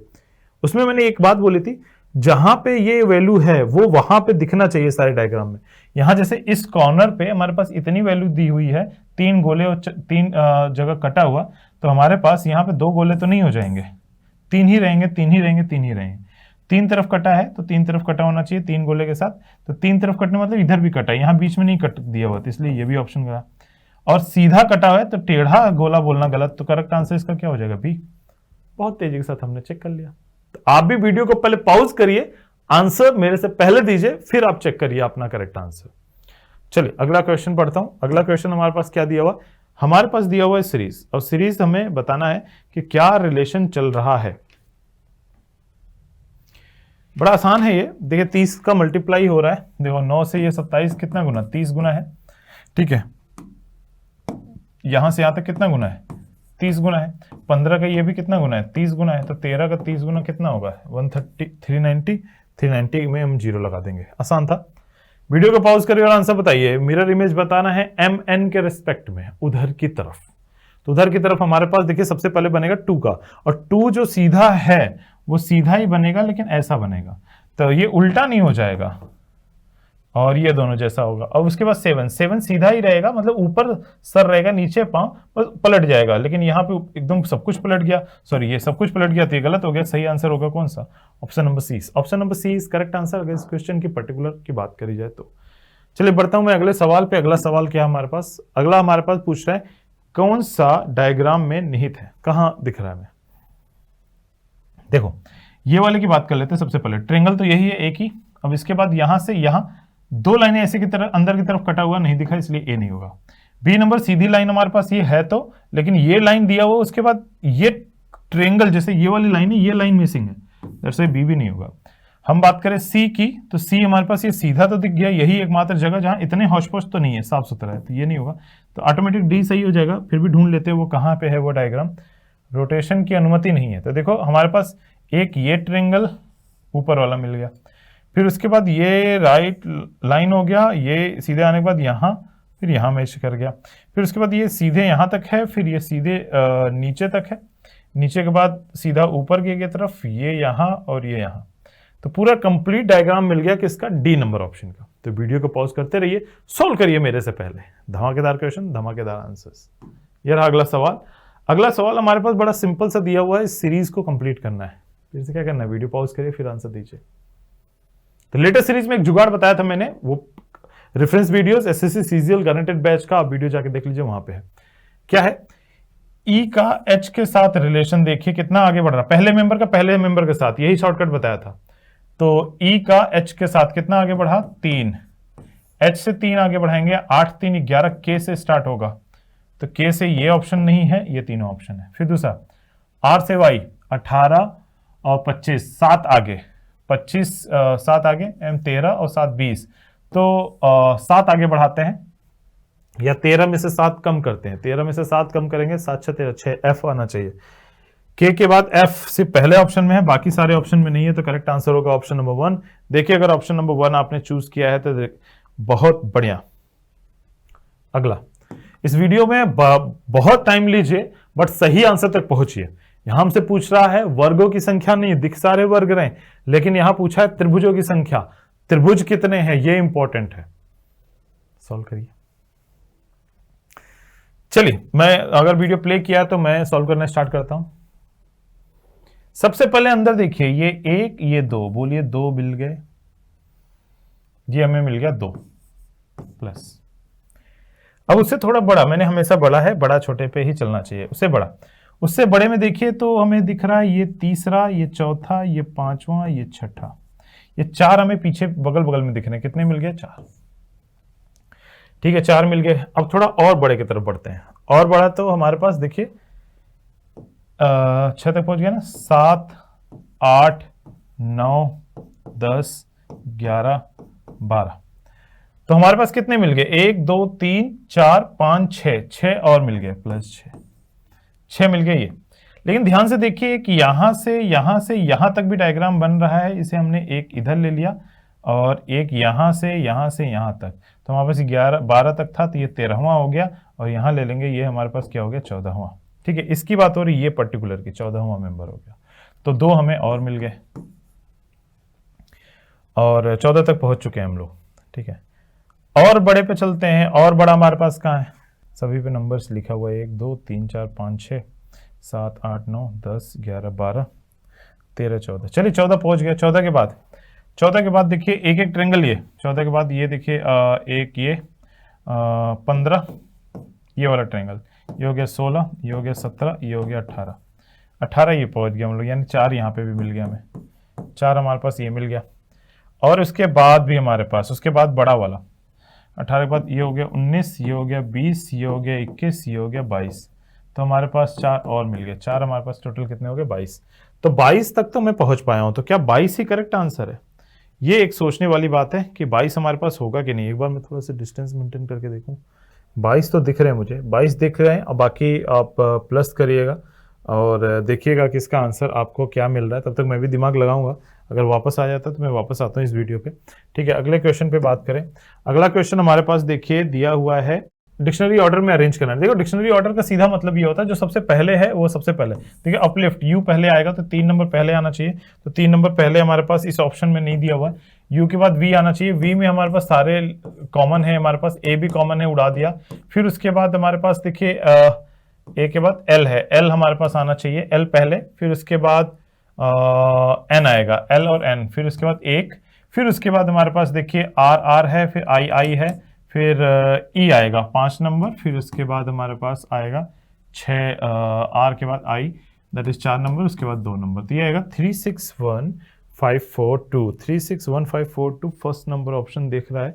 तो फर्स्ट नंबर ऑप्शन अगर आप लोगों ने चूज किया है तो that's really great, very good, शाबाश, फर्स्ट नंबर ऑप्शन। चलिए पीछे वाले क्वेश्चन पे एक बार और जाके एक दिमाग लगाता हूं। ध्यान से देखिए, एक डायग्राम हम सभी लोगों ने कैलकुलेट करना भूल गए थे, पेन रेड है ना, ये वाला देखिए, यहां से यहां तक का डायग्राम। ठीक है, ये एक मिसिंग था हमारा, यहां से यहां तक का एक डायग्राम ये, और एक डायग्राम ये। ठीक है, एक डायग्राम ये, क्योंकि मुझे याद आ रहा था आंसर की हमारे पास रिलीज हुई थी, उसमें आंसर एक इधर आ गया, एक इधर, यानी हमारे पास 22 था, तो ये 23वां है, और ये हमारे पास क्या है? 24वां। तो 24 will be the correct answer, final answer 24 आएगा, प्लस 2 और जुड़ा, कितना आएगा? 24 करते करते आ जाता है। ठीक है, बढ़ते हैं अगले प्रश्न पे, अगले सवाल पे। देखिए हमारे पास दिया हुआ कंप्यूटर का कोड ये दिया हुआ था। देखिए कुछ नहीं किया है, ये ऑलरेडी कई बार बताया हुआ है। कंप्यूटर में COMP को पीछे लिख दिया है, फिर UTER को हमारे पास रिवर्स करके लिख दिया गया है। कॉम को सीधा रखा, UTR को रिवर्स कर दिया गया है। तो लैपटॉप में भी हमारे पास सेम किया गया। लास्ट में TOP को हाँ लैपटॉप में पहले 3 मेंबर को उठा के लास्ट में रख दिया गया एटिटीज, उसके बाद टॉप को रिवर्स कर दिया पॉट कर दिया। तो सेम बॉटल में हम पहले 3 मेंबर को बॉट ही रखेंगे लास्ट में, और लास्ट में ELT होगा। ELT फर्स्ट नंबर ऑप्शन आ गया, तो first number option is definitely correct answer इस क्वेश्चन का। चलिए बढ़ेंगे हम लोग अगले वाले क्वेश्चन के लिए। अगला वाला क्वेश्चन हम लोग देखेंगे, ये रहा। चलो इसको होमवर्क में करना है, इसको होमवर्क में करना है। ये एक क्वेश्चन हम लोग होमवर्क लेते हैं क्योंकि सीरीज के क्वेश्चन हम लोग सॉल्व कर लिए थे। ये सीरीज का क्वेश्चन आप लोगों के लिए होमवर्क है। कमेंट करके जो आंसर देगा इसका सही वाला जवाब, उसको हम लोग नेक्स्ट क्लास में अप्रिशिएट करेंगे और देखने की कोशिश करेंगे क्या कुछ गिफ्ट वगैरह का भी काम कर सकते हैं क्या। चलिए चेक करेंगे हम लोग। हाँ, ये आप लोग आंसर इस पे भी दे सकते हैं 8282827099। इस पे अपना आंसर लिखिए, नेम लिखिए और सिटी लिखिए और भेज दीजिए। ये व्हाट्सअप है, व्हाट्सअप नंबर है, इस पे कर दीजिए आप लोग, ठीक है। स्क्रीनशॉट ले लो। चलो अगला क्वेश्चन पे बात करें। अगला क्वेश्चन हमारे पास दिया हुआ है, दैट इज साइलोगिज्म से। साइलोगिज्म का पहले वेन डायग्राम, पहले वीडियो को आप पॉज करिए, सॉल्व करिए, फिर देखिए। देखिए ऑल बुक्स आर कॉपीज, सारे बुक्स हमारे पास क्या है, कॉपी है। और लिखा हुआ no copy is pen, copy क्या नहीं है हमारे पास, पेन नहीं है। फिर आगे सम इरेजर और बुक, इरेजर का कुछ हिस्सा हमारे पास क्या दिया हुआ, बुक दिया हुआ, ठीक है। पहला कंक्लूजन के बारे में बात करेंगे। फर्स्ट कंक्लूजन इज कि सम कॉपीज आर इरेजर, कॉपी का कुछ हिस्सा इरेजर में है, हमने देखा। हाँ, तो आप लोग को साइलोगिज्म का बेसिक कॉन्सेप्ट ही ट्रिक में आपको सिखाया था। जब हम आप डेफिनेट केस का कंक्लूजन पूछे तो दिखते ही आप उसे क्या कर दिया, अगर दिखे तो सही कर दीजिए, ना दिखे तो गलत। बस सिंपल सा रूल डेफिनेट केस में, ठीक है। आगे सम पेन्स आर बुक, पेन का कुछ हिस्सा बुक में है क्या, नहीं है, नहीं दिखा तो गलत। अगला no eraser is a pen, eraser pen नहीं है, ये भी नहीं दिखा तो गलत। इन दोनों में देखिए सम नो का केस बन गया, अच्छा पेन और बुक है, ये इरेजर है, तो ये दोनों गलत हो जाएंगे। सिर्फ पहला सही हो गया ये। अगर सब्जेक्ट प्रेडिकेट मैच करता तो मैं शायद इधर और के बारे में सोचता, शायद इसलिए क्योंकि उसको केस हमें फुलफिल कराने पड़ते हैं, ठीक है। तो आज के लिए बस इतना ही बच्चे, ठीक है। आज के लिए बस इतना ही, इतने क्वेश्चंस में हम लोगों ने धमाका मचाया है। तो क्वेश्चन देखिए, मजेदार था, कुछ तो हिलाया भी हमें भी। Thank you very much, bye. अपना ख्याल रखिए, जम के रॉक करिए। मिलता हूं मैं अगले सेशन में, उम्दा प्रदर्शन करेंगे और वहां देखने की कोशिश करेंगे क्या है हमारे पास अगले दिन के क्वेश्चन के पिटारे में। Thank you very much, bye. अपना ख्याल रखिए, अपने घर वालों का भी। हेलो दोस्तों, आ गए हम मैथ के कुछ क्वेश्चंस देखने जो जीडी और सीएचएसएल में पिछले कई सालों से पूछे जा रहे हैं। अभी आप देखकर आए हैं दूसरे सब्जेक्ट की क्लास, जहां पर बहुत अच्छे से आपको सिखाए गए कि प्रीवियस ईयर कैसे क्वेश्चन पूछे गए हैं जीडी और सीएचएसएल में। चलिए मेरे साथ जुड़ जाइए जल्दी से, सारे आंसर कमेंट आने चाहिए। हम करेंगे जीडी सीएचएसएल के प्रीवियस ईयर क्वेश्चंस। चलिए चलते हैं टाइम वेस्ट किए बिना पहले क्वेश्चन की तरफ। देखिए पहला क्वेश्चन आया मेरे पास सीएचएसएल में, क्या पूछा गया इसको अच्छे से समझेंगे। जरा पेन ले लेते हैं, पेन को सेलेक्ट कर लिया। देखो कह रहा है ब्लैकबेरी, ठीक है, ब्रांड है, उसने अनाउंस किया कि 20% ऑफ है शर्ट्स के ऊपर। कोई कुमार जना गया, ठीक है, दुकान पर, ही वांटेड टू सेव 400 रुपए, उसे 400 रुपए का डिस्काउंट चाहिए। उसको बस दिमाग में ये है 20% का डिस्काउंट मिल रहा है, दुकान वाले ने लिखा हुआ, लेकिन उसे चाहिए 400 रुपए का डिस्काउंट। उसने देखा हाउ मेनी शर्ट, कितनी शर्ट वो खरीदे अगर हर शर्ट 500 रुपए की है। तो देखिए कितना अच्छे से क्वेश्चन को बनाया गया है, समझते हैं। हमें पता है अगर हम परसेंटेज को तोड़ना और यूनिटरी मेथड सीख गए तो अर्थमेटिक 80% वहीं खत्म हो गई। 20% का मतलब आप सबको पता है, 20% मतलब 1/5, यही होता है। मतलब 5 रुपए वाली चीज है, उस पर 1 रुपए का डिस्काउंट दिया तो वो चीज 4 रुपए की बिकी।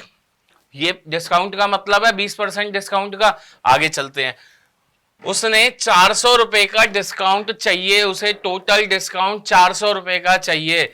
तो 400 जो है, देखो यूनिटरी मेथड, 400 रुपए किसकी वैल्यू है, 1 की वैल्यू है। किसकी वैल्यू, 1 की वैल्यू। डिस्काउंट कितना है, 1 रुपए का। अच्छा, यहां पर गुणा अगर मैं 5 से कर दूं तो मेरे पास टोटल क्या आ जाएगी, कितने की शर्ट उसने ली है। तो यहां पर गुणा करते ही मेरे पास आ गया 2000 रुपए।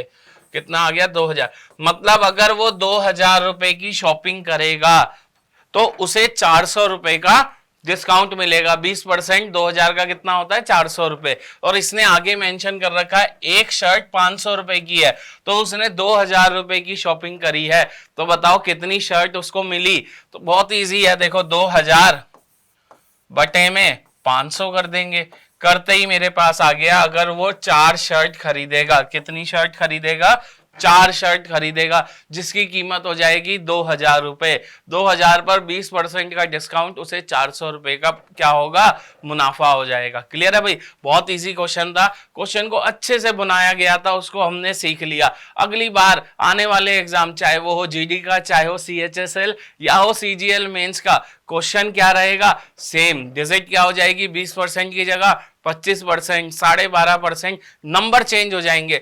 चलिए आगे चलते हैं, नेक्स्ट क्वेश्चन देखते हैं।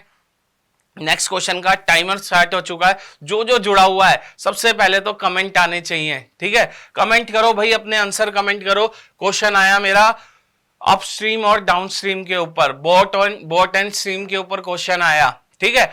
सबसे पहली बात, बच्चों को ये भूल जाता है सर अपस्ट्रीम और डाउनस्ट्रीम में किस में स्पीड जुड़ती है और किस में स्पीड घटती है। ध्यान से सुनना, डाउन स्ट्रीम ऐसे याद रखो, जब सीढ़ियां उतरते हो तो स्पीड तेज होती है और जब सीढ़ियां चढ़ते हैं तो स्पीड कम होती है। तो जब हम डाउन स्ट्रीम जाते हैं, मतलब भाव की तरफ, जैसे भाव जा रहा है पानी का, उसी भाव में मेरी बोट जा रही है, तो दोनों की स्पीड क्या हो जाती है जुड़ जाती है अपस्ट्रीम में। डाउन स्ट्रीम मतलब भाव आ रहा है सामने से, मेरी शिप जो जा रही है, मेरी बोट जा रही है उसके अगेंस्ट में, तो डाउन स्ट्रीम में स्पीड क्या हो जाती है घट जाती है। तब देखो ये बोला है एक आदमी 13 किलोमीटर अपस्ट्रीम गया 5 घंटे में। तो देखो इसका मतलब यही तो है, 13 किलोमीटर अगर वो अपस्ट्रीम गया तो मतलब क्या हो जाएगी बोट की स्पीड और उसकी भाव की स्पीड, ठीक है, स्ट्रीम की स्पीड माइनस हो जाएगी। और ये बराबर कितना दिया है 5 दिया है। दूसरा 28 किलोमीटर जाएगा डाउनस्ट्रीम। डाउनस्ट्रीम अभी बताया सीढ़ियां, बस एक चीज याद रखो, डाउनस्ट्रीम सीढ़ियां उतरते हैं जैसे, उससे याद रखो, तो स्पीड क्या हो जाती है जुड़ जाती है। तब भी उसे कितने लगते हैं 5 घंटे। तो इसको थोड़ा सही से लिखे तो क्या मैं लिख सकता हूं, x माइनस वाई बराबर है 13/5 के, और x प्लस वाई है मेरा 25 दिया, 28 दिया है, यहां पर दिया है मुझे 28, ठीक है, 28/5 के। मुझसे पूछा गया है स्ट्रीम की स्पीड बताओ। देखो पहले होती है बोट की, दूसरी होती है स्ट्रीम की। मुझसे पूछी गई है y की वैल्यू। अगर मैं इस इक्वेशन में से इस इक्वेशन को माइनस कर दूं, इसमें से इसे माइनस कर दूं, तो मुझे एक चीज बताओ, x से x cancel, y minus minus y 2y हो जाएगा, और यहां पर हो जाएगा 28/5 माइनस 13/5। अब देखो 2y, यहाँ 5 एक हो गया, 28 में से ये आ गया मेरे पास 5, और यहां पर आ गया मेरे पास 15, ठीक है, क्लियर है। 5 से 15 को काटा तो ये हो गया 3, तो 2y आ गया 3 के बराबर। तो y की वैल्यू हो गई 3/2, मतलब 1.5 किलोमीटर पर आवर। मुझसे यही पूछा था, तो ऑप्शन नंबर सी। किसकी स्पीड पूछी थी, स्ट्रीम की स्पीड, ठीक है। धारा की गति पूछी थी, किस गति से धारा चल रही है। अगर पूछा होता बोट की तो x की वैल्यू निकाल लेते, तब इन दोनों को जोड़ देते तो 2x हो जाता, इनको जोड़ देते तो आंसर आ जाता। क्लियर है भाई, बहुत इजी क्वेश्चन है। बस चीज क्या याद रखनी है, अपस्ट्रीम में क्या होता है मेरा घटाते हैं, और डाउनस्ट्रीम में स्पीडों को जोड़ देते हैं। चलिए नेक्स्ट क्वेश्चन, इसी के साथ नेक्स्ट क्वेश्चन का टाइमर स्टार्ट करते हैं। ये क्वेश्चन भी मुझसे सीएचएसएल में पूछा गया। पिछले वाला मेरा जीडी का क्वेश्चन था। हमारी सीरीज चल रही है मिक्स क्वेश्चन की, कि हम कुछ क्वेश्चन जीडी के प्रैक्टिस कर रहे हैं, कुछ क्वेश्चन सीएचएसएल में आए हुए, लेकिन सारे क्वेश्चन क्या है प्रीवियस ईयर पूछे गए। अब देखो क्या रहा है, एक रेक्टेंगुलर शीट है, ठीक है, एक रेक्टेंगुलर शीट है जिसका साइज दे रखा है 44 × 27 is rolled into a cylinder. उसे क्या बना दिया सिलेंडर। देखो एक शीट है ऐसे, रेक्टेंगुलर शीट ऐसी होती है, उसकी लंबाई और चौड़ाई, लंबाई दे रखी है 44 सेंटीमीटर और चौड़ाई दे रखी है 28 सेंटीमीटर। इसको जब रोल किया गया, घुमाया गया, एक पेपर को क्या किया गया घुमाया गया, घुमाने के बाद एक क्या बना दिया गया सिलेंडर बना दिया गया। क्या बना दिया गया सिलेंडर। अब देखो जो चौड़ाई थी ये इसकी क्या हो जाएगी हाइट हो जाएगी। क्लियर है भाई। और जो ये मेरे पास लेंथ थी 44, ये किस चीज की हो जाएगी, ये जो इसका क्या हो जाएगा, सरकमफेरेंस हो जाएगा, जो इसका परिमाप हो जाएगा या परिधि हो जाएगी, वो ये हो जाएगी। ये लेंथ कितनी आ गई मेरे पास, 44। तो मुझे पता है, पूछा क्या गया है, वॉल्यूम बताओ सिलेंडर का। सिलेंडर का वॉल्यूम होता है मेरा पाई आर स्क्वायर एच, ये होता है। तो मुझे हाइट तो पता है 28 है, रेडियस कैसे आएगी, देखो जो यहां पर सरकमफेरेंस होता है वो होता है 2 पाई आर, और वो किसके बराबर है, 44 के। यहां से क्या मैं रेडियस निकाल सकता हूं, बस यही कंसेप्ट था। देखो अगर इसके अलोंग घुमाया होता तो लंबाई 44 हो जाती, ये 2 पाई आर के इक्वल हो जाता। बस ये ध्यान रखना है। आप देखो 2 गुणा में 22/7 आर इक्वल टू 44, ये 44 से 44 गया, रेडियस आ गई 7। बहुत इजीली निकाल ली। इसने रेडियस नहीं पूछी, इसने पूछा है वॉल्यूम बताइए क्या होगा मेरा, ठीक है, आयतन पूछा है। तो देखो यहां सॉल्व कर लेते हैं। वॉल्यूम हो जाएगा 22/7 गुणा में रेडियस है 7 × 7, हाइट है मेरे पास 28। क्लियर भाई, 7 से 1 7 गया, मेरे पास बचा 22 गुणा में 7 इंटू में 28, ये हो गया 7 दूनी 14, एक ऊपर 154 गुणा में 28। अब देखो इसकी गुणा करनी है, मुझे जल्दी से गुणा करनी है, थोड़ा सा नजर ऑप्शन पे भी डाल लेते हैं, ठीक है। जरूरी नहीं है वहां पर इसको मल्टीप्लाई करने के, इसको गुणा करने के नंबर नहीं मिलेंगे, मुझे आंसर सही देने के नंबर मिलेंगे। देखो जब इसकी गुणा करूंगा 8 की 4 से गुणा होगी तो आखिरी में यूनिट डिजिट पर भी खेल सकते हैं, यूनिट डिजिट 2 आएगी। अब देखो 2 किस किस में है, इसकी आखिरी डिजिट 1 है, ये नहीं है ऑप्शन। इसकी आखिरी डिजिट 4 है, नहीं है। इसकी आखिरी डिजिट 3 है, ये भी नहीं है। तो आंसर क्या हुआ मेरा, 4312। सीधा इसकी गुणा करोगे यही आंसर आएगा 4312, और वॉल्यूम है तो क्या हो जाएगा, सेंटीमीटर क्यूब। क्लियर है भाई। तो मुझे थोड़ा सा मेहनत करनी है, थोड़ी सी फॉर्मूला, थोड़ा सा ट्रिक पता होनी चाहिए, थोड़ा थोड़ा मुझे स्मार्ट वर्क भी करना है। यहां पर हमने क्या करा, स्मार्ट वर्क, हमने यहां पर मल्टीप्लाई किया ही नहीं, बस आखिरी डिजिट देख ली क्या आ रही है। क्लियर है। चलिए इसी के साथ नेक्स्ट क्वेश्चन देखते हैं। नेक्स्ट क्वेश्चन मेरा एसएससी जीडी में पूछा गया। देखो सिंप्लीफिकेशन हमने सीखा है, क्या यूज कर ले, बोर्ड मास।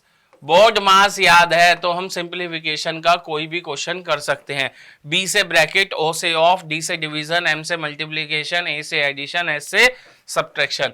अब देखो यहां पर ऑफ दिख रहा है इन दोनों के बीच में, इन दोनों के बीच में, तो सबसे पहले इसे ही सॉल्व कर लेते हैं।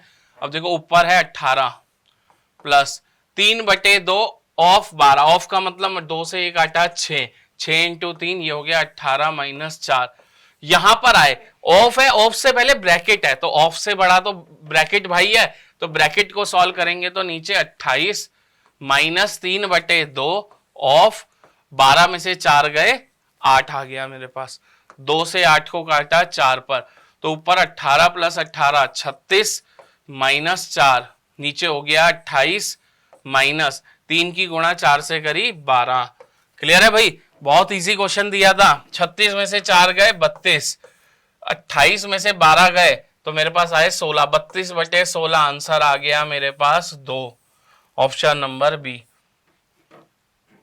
इस क्वेश्चन में 7 से 8 सेकेंड सिर्फ कैलकुलेशन, जल्दी से देखना है, गलती नहीं करनी, बोर्ड मास को दिमाग में रखना है, इसको पहले जोड़ देते आंसर अलग आ जाता। क्लियर है भाई। चलिए नेक्स्ट क्वेश्चन चलते हैं इसी के साथ। टाइमर स्टार्ट हो चुका है। ये भी एसएससी जीडी में पूछा गया क्वेश्चन, एवरेज स्पीड के ऊपर क्वेश्चन है। एवरेज स्पीड हमें पता है क्या होती है, total distance upon total time.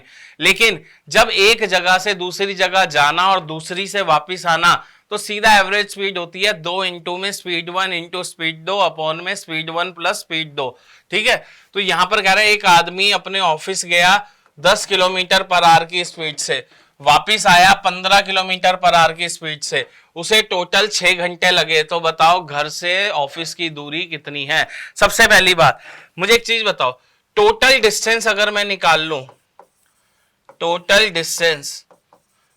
Distance मतलब घर से ऑफिस जाना, ऑफिस से वापस आना, क्या इसे मैं यहां ये लिख सकता हूं, एवरेज स्पीड की गुणा टोटल टाइम से कर दूं, टोटल टाइम से कर दूं, ये लिख सकता हूं, क्योंकि हमें पता है एवरेज स्पीड होती है टोटल डिस्टेंस अपॉन में टोटल टाइम। तो एवरेज स्पीड क्या होती है, 2 इंटू में पहली स्पीड है 10 गुणा में दूसरी स्पीड है 15, नीचे 10 प्लस 15 और गुणा टोटल टाइम कितना लगा 6 घंटे। तो यहां सॉल्व करें तो 2 इंटू 10 इंटू 15 बटे में 25 इंटू में मेरे पास आ गया 6, 5 से काटा 5 पर ये आया 2, 5 से इसे काटा 3, तो देखो 3 दूनी 6 और 6 और 2, तो मेरे पास आ गए 72 किलोमीटर। ये आया टोटल डिस्टेंस, ये आया टोटल डिस्टेंस। ये क्या आया, घर से ऑफिस, ऑफिस से घर, तो दोनों बराबर हैं, तो टोटल डिस्टेंस को क्या कर दूंगा, डिवाइड बाय 2, डिवाइड बाय 2, तो मेरे पास आंसर आ जाएगा 36 किलोमीटर। तो घर से ऑफिस की दूरी कितनी है, 36 किलोमीटर। ये ध्यान रखना है, बटा 2 भी करना है मुझे। क्लियर है भाई? डिवाइड बाय 2 क्यों करा है हमने, ये समझ में आ गया, क्योंकि ये जो आया मेरे पास, ये अगर मेरा घर है, ये मेरा ऑफिस है, तो घर से ऑफिस फिर ऑफिस से घर, ये दोनों मिलाकर 72 थे, तो इसको बटा 2 किया तो 36 क्या आ गया, एक साइड का डिस्टेंस आ गया मेरा। क्लियर भाई? सबको क्लियर हो रहा है भाई? कमेंट आने चाहिए और सेशन को जल्दी से जल्दी शेयर करो अपने दोस्तों के साथ जो तैयारी कर रहे हैं एसएससी के किसी भी एग्जाम की, चाहे हो वो जीडी का, चाहे वो हो सीएचएसएल का, चाहे वो सीजीएल मेंस आने वाला। क्वेश्चंस क्या होंगे, यही दिखेंगे, बस क्या चेंज होगा, कंसेप्ट यही लगेगा, डिजिट चेंज दिखेगी आपको। चलिए नेक्स्ट क्वेश्चन चलते हैं। नेक्स्ट क्वेश्चन का टाइमर स्टार्ट हो चुका है। सीएचएसएल में क्वेश्चन पूछा गया ये मुझसे। चलिए टाइमर चल रहा है भाई, सबके आंसर आने चाहिए जो जो जुड़ा हुआ है। चलिए देखो, कह रहा है ए अकेला किसी कार्य को 6 दिन में करता है, ए किसी कार्य को 6 दिन में करता है, बी और सी मिलकर उसी कार्य को 4 दिन में करते हैं, और ए और सी उसी कार्य को मिलकर 3 दिन में करते हैं। कह रहा है कितने दिन में बी अकेला कितने दिन में काम को खत्म कर देगा। हमें पता है ऐसे क्वेश्चन के लिए क्या करो, सबसे पहले इनका एलसीएम ले लो, 6, 4 और 3, 12 से 12 से 12 से 12 से तीनों जा रहे हैं, तो मैंने मान लिया टोटल वर्क कितना है, 12 है, तो 12 टोटल वर्क है, इसे 6 दिन लगते हैं, तो इसकी एफिशिएंसी कितनी हो गई, 2।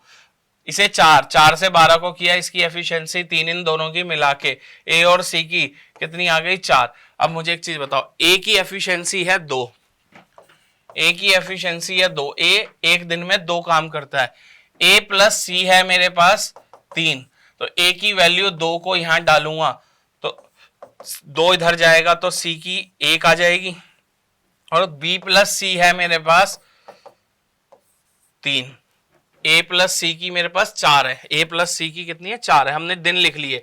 देखो यहाँ कंफ्यूजन होती है, ये क्या है, दिन है, ये है डेज, ये है डेज, ये है डेज। देखो ध्यान से, तो हमने गलती क्या कर दी, यहाँ पर जल्दी जल्दी में दिन लिख लिया। हमें क्या लिखनी थी, एफिशिएंसी लिखनी थी। तो ए प्लस सी की एफिशिएंसी कितनी है, 4, तो यहाँ 4 लिखूंगा, ए की वैल्यू 2 डालूंगा तो सी की एफिशिएंसी 2 आ जाएगी। सी की एफिशिएंसी 2 आ गई। मुझे पता है बी प्लस सी 3 है, तो सी की एफिशिएंसी यहां डालूंगा 2, तो बी की एफिशिएंसी आ जाएगी 1। बी की एफिशिएंसी कितनी आ गई, ए। बी एक दिन में 1 काम करता है, तो टोटल काम कितना है, 12।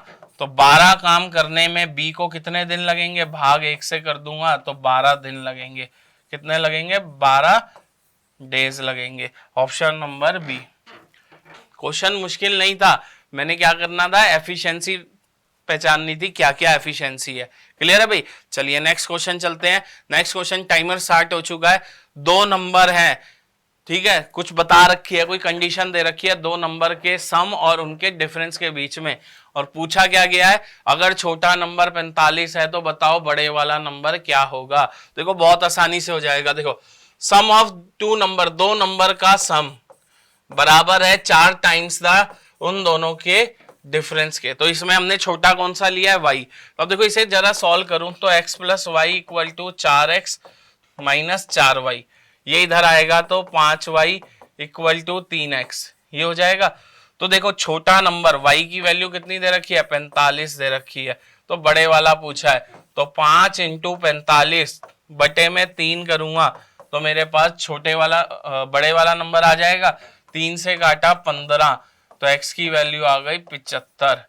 तो बड़ा नंबर क्या है मेरा, 75 हो गया। ऑप्शन खत्म। चेक भी कर सकते हैं। देखो चेक सिर्फ हम प्रैक्टिस करते हुए कर सकते हैं, चेक करने पेपर में करने का टाइम नहीं है।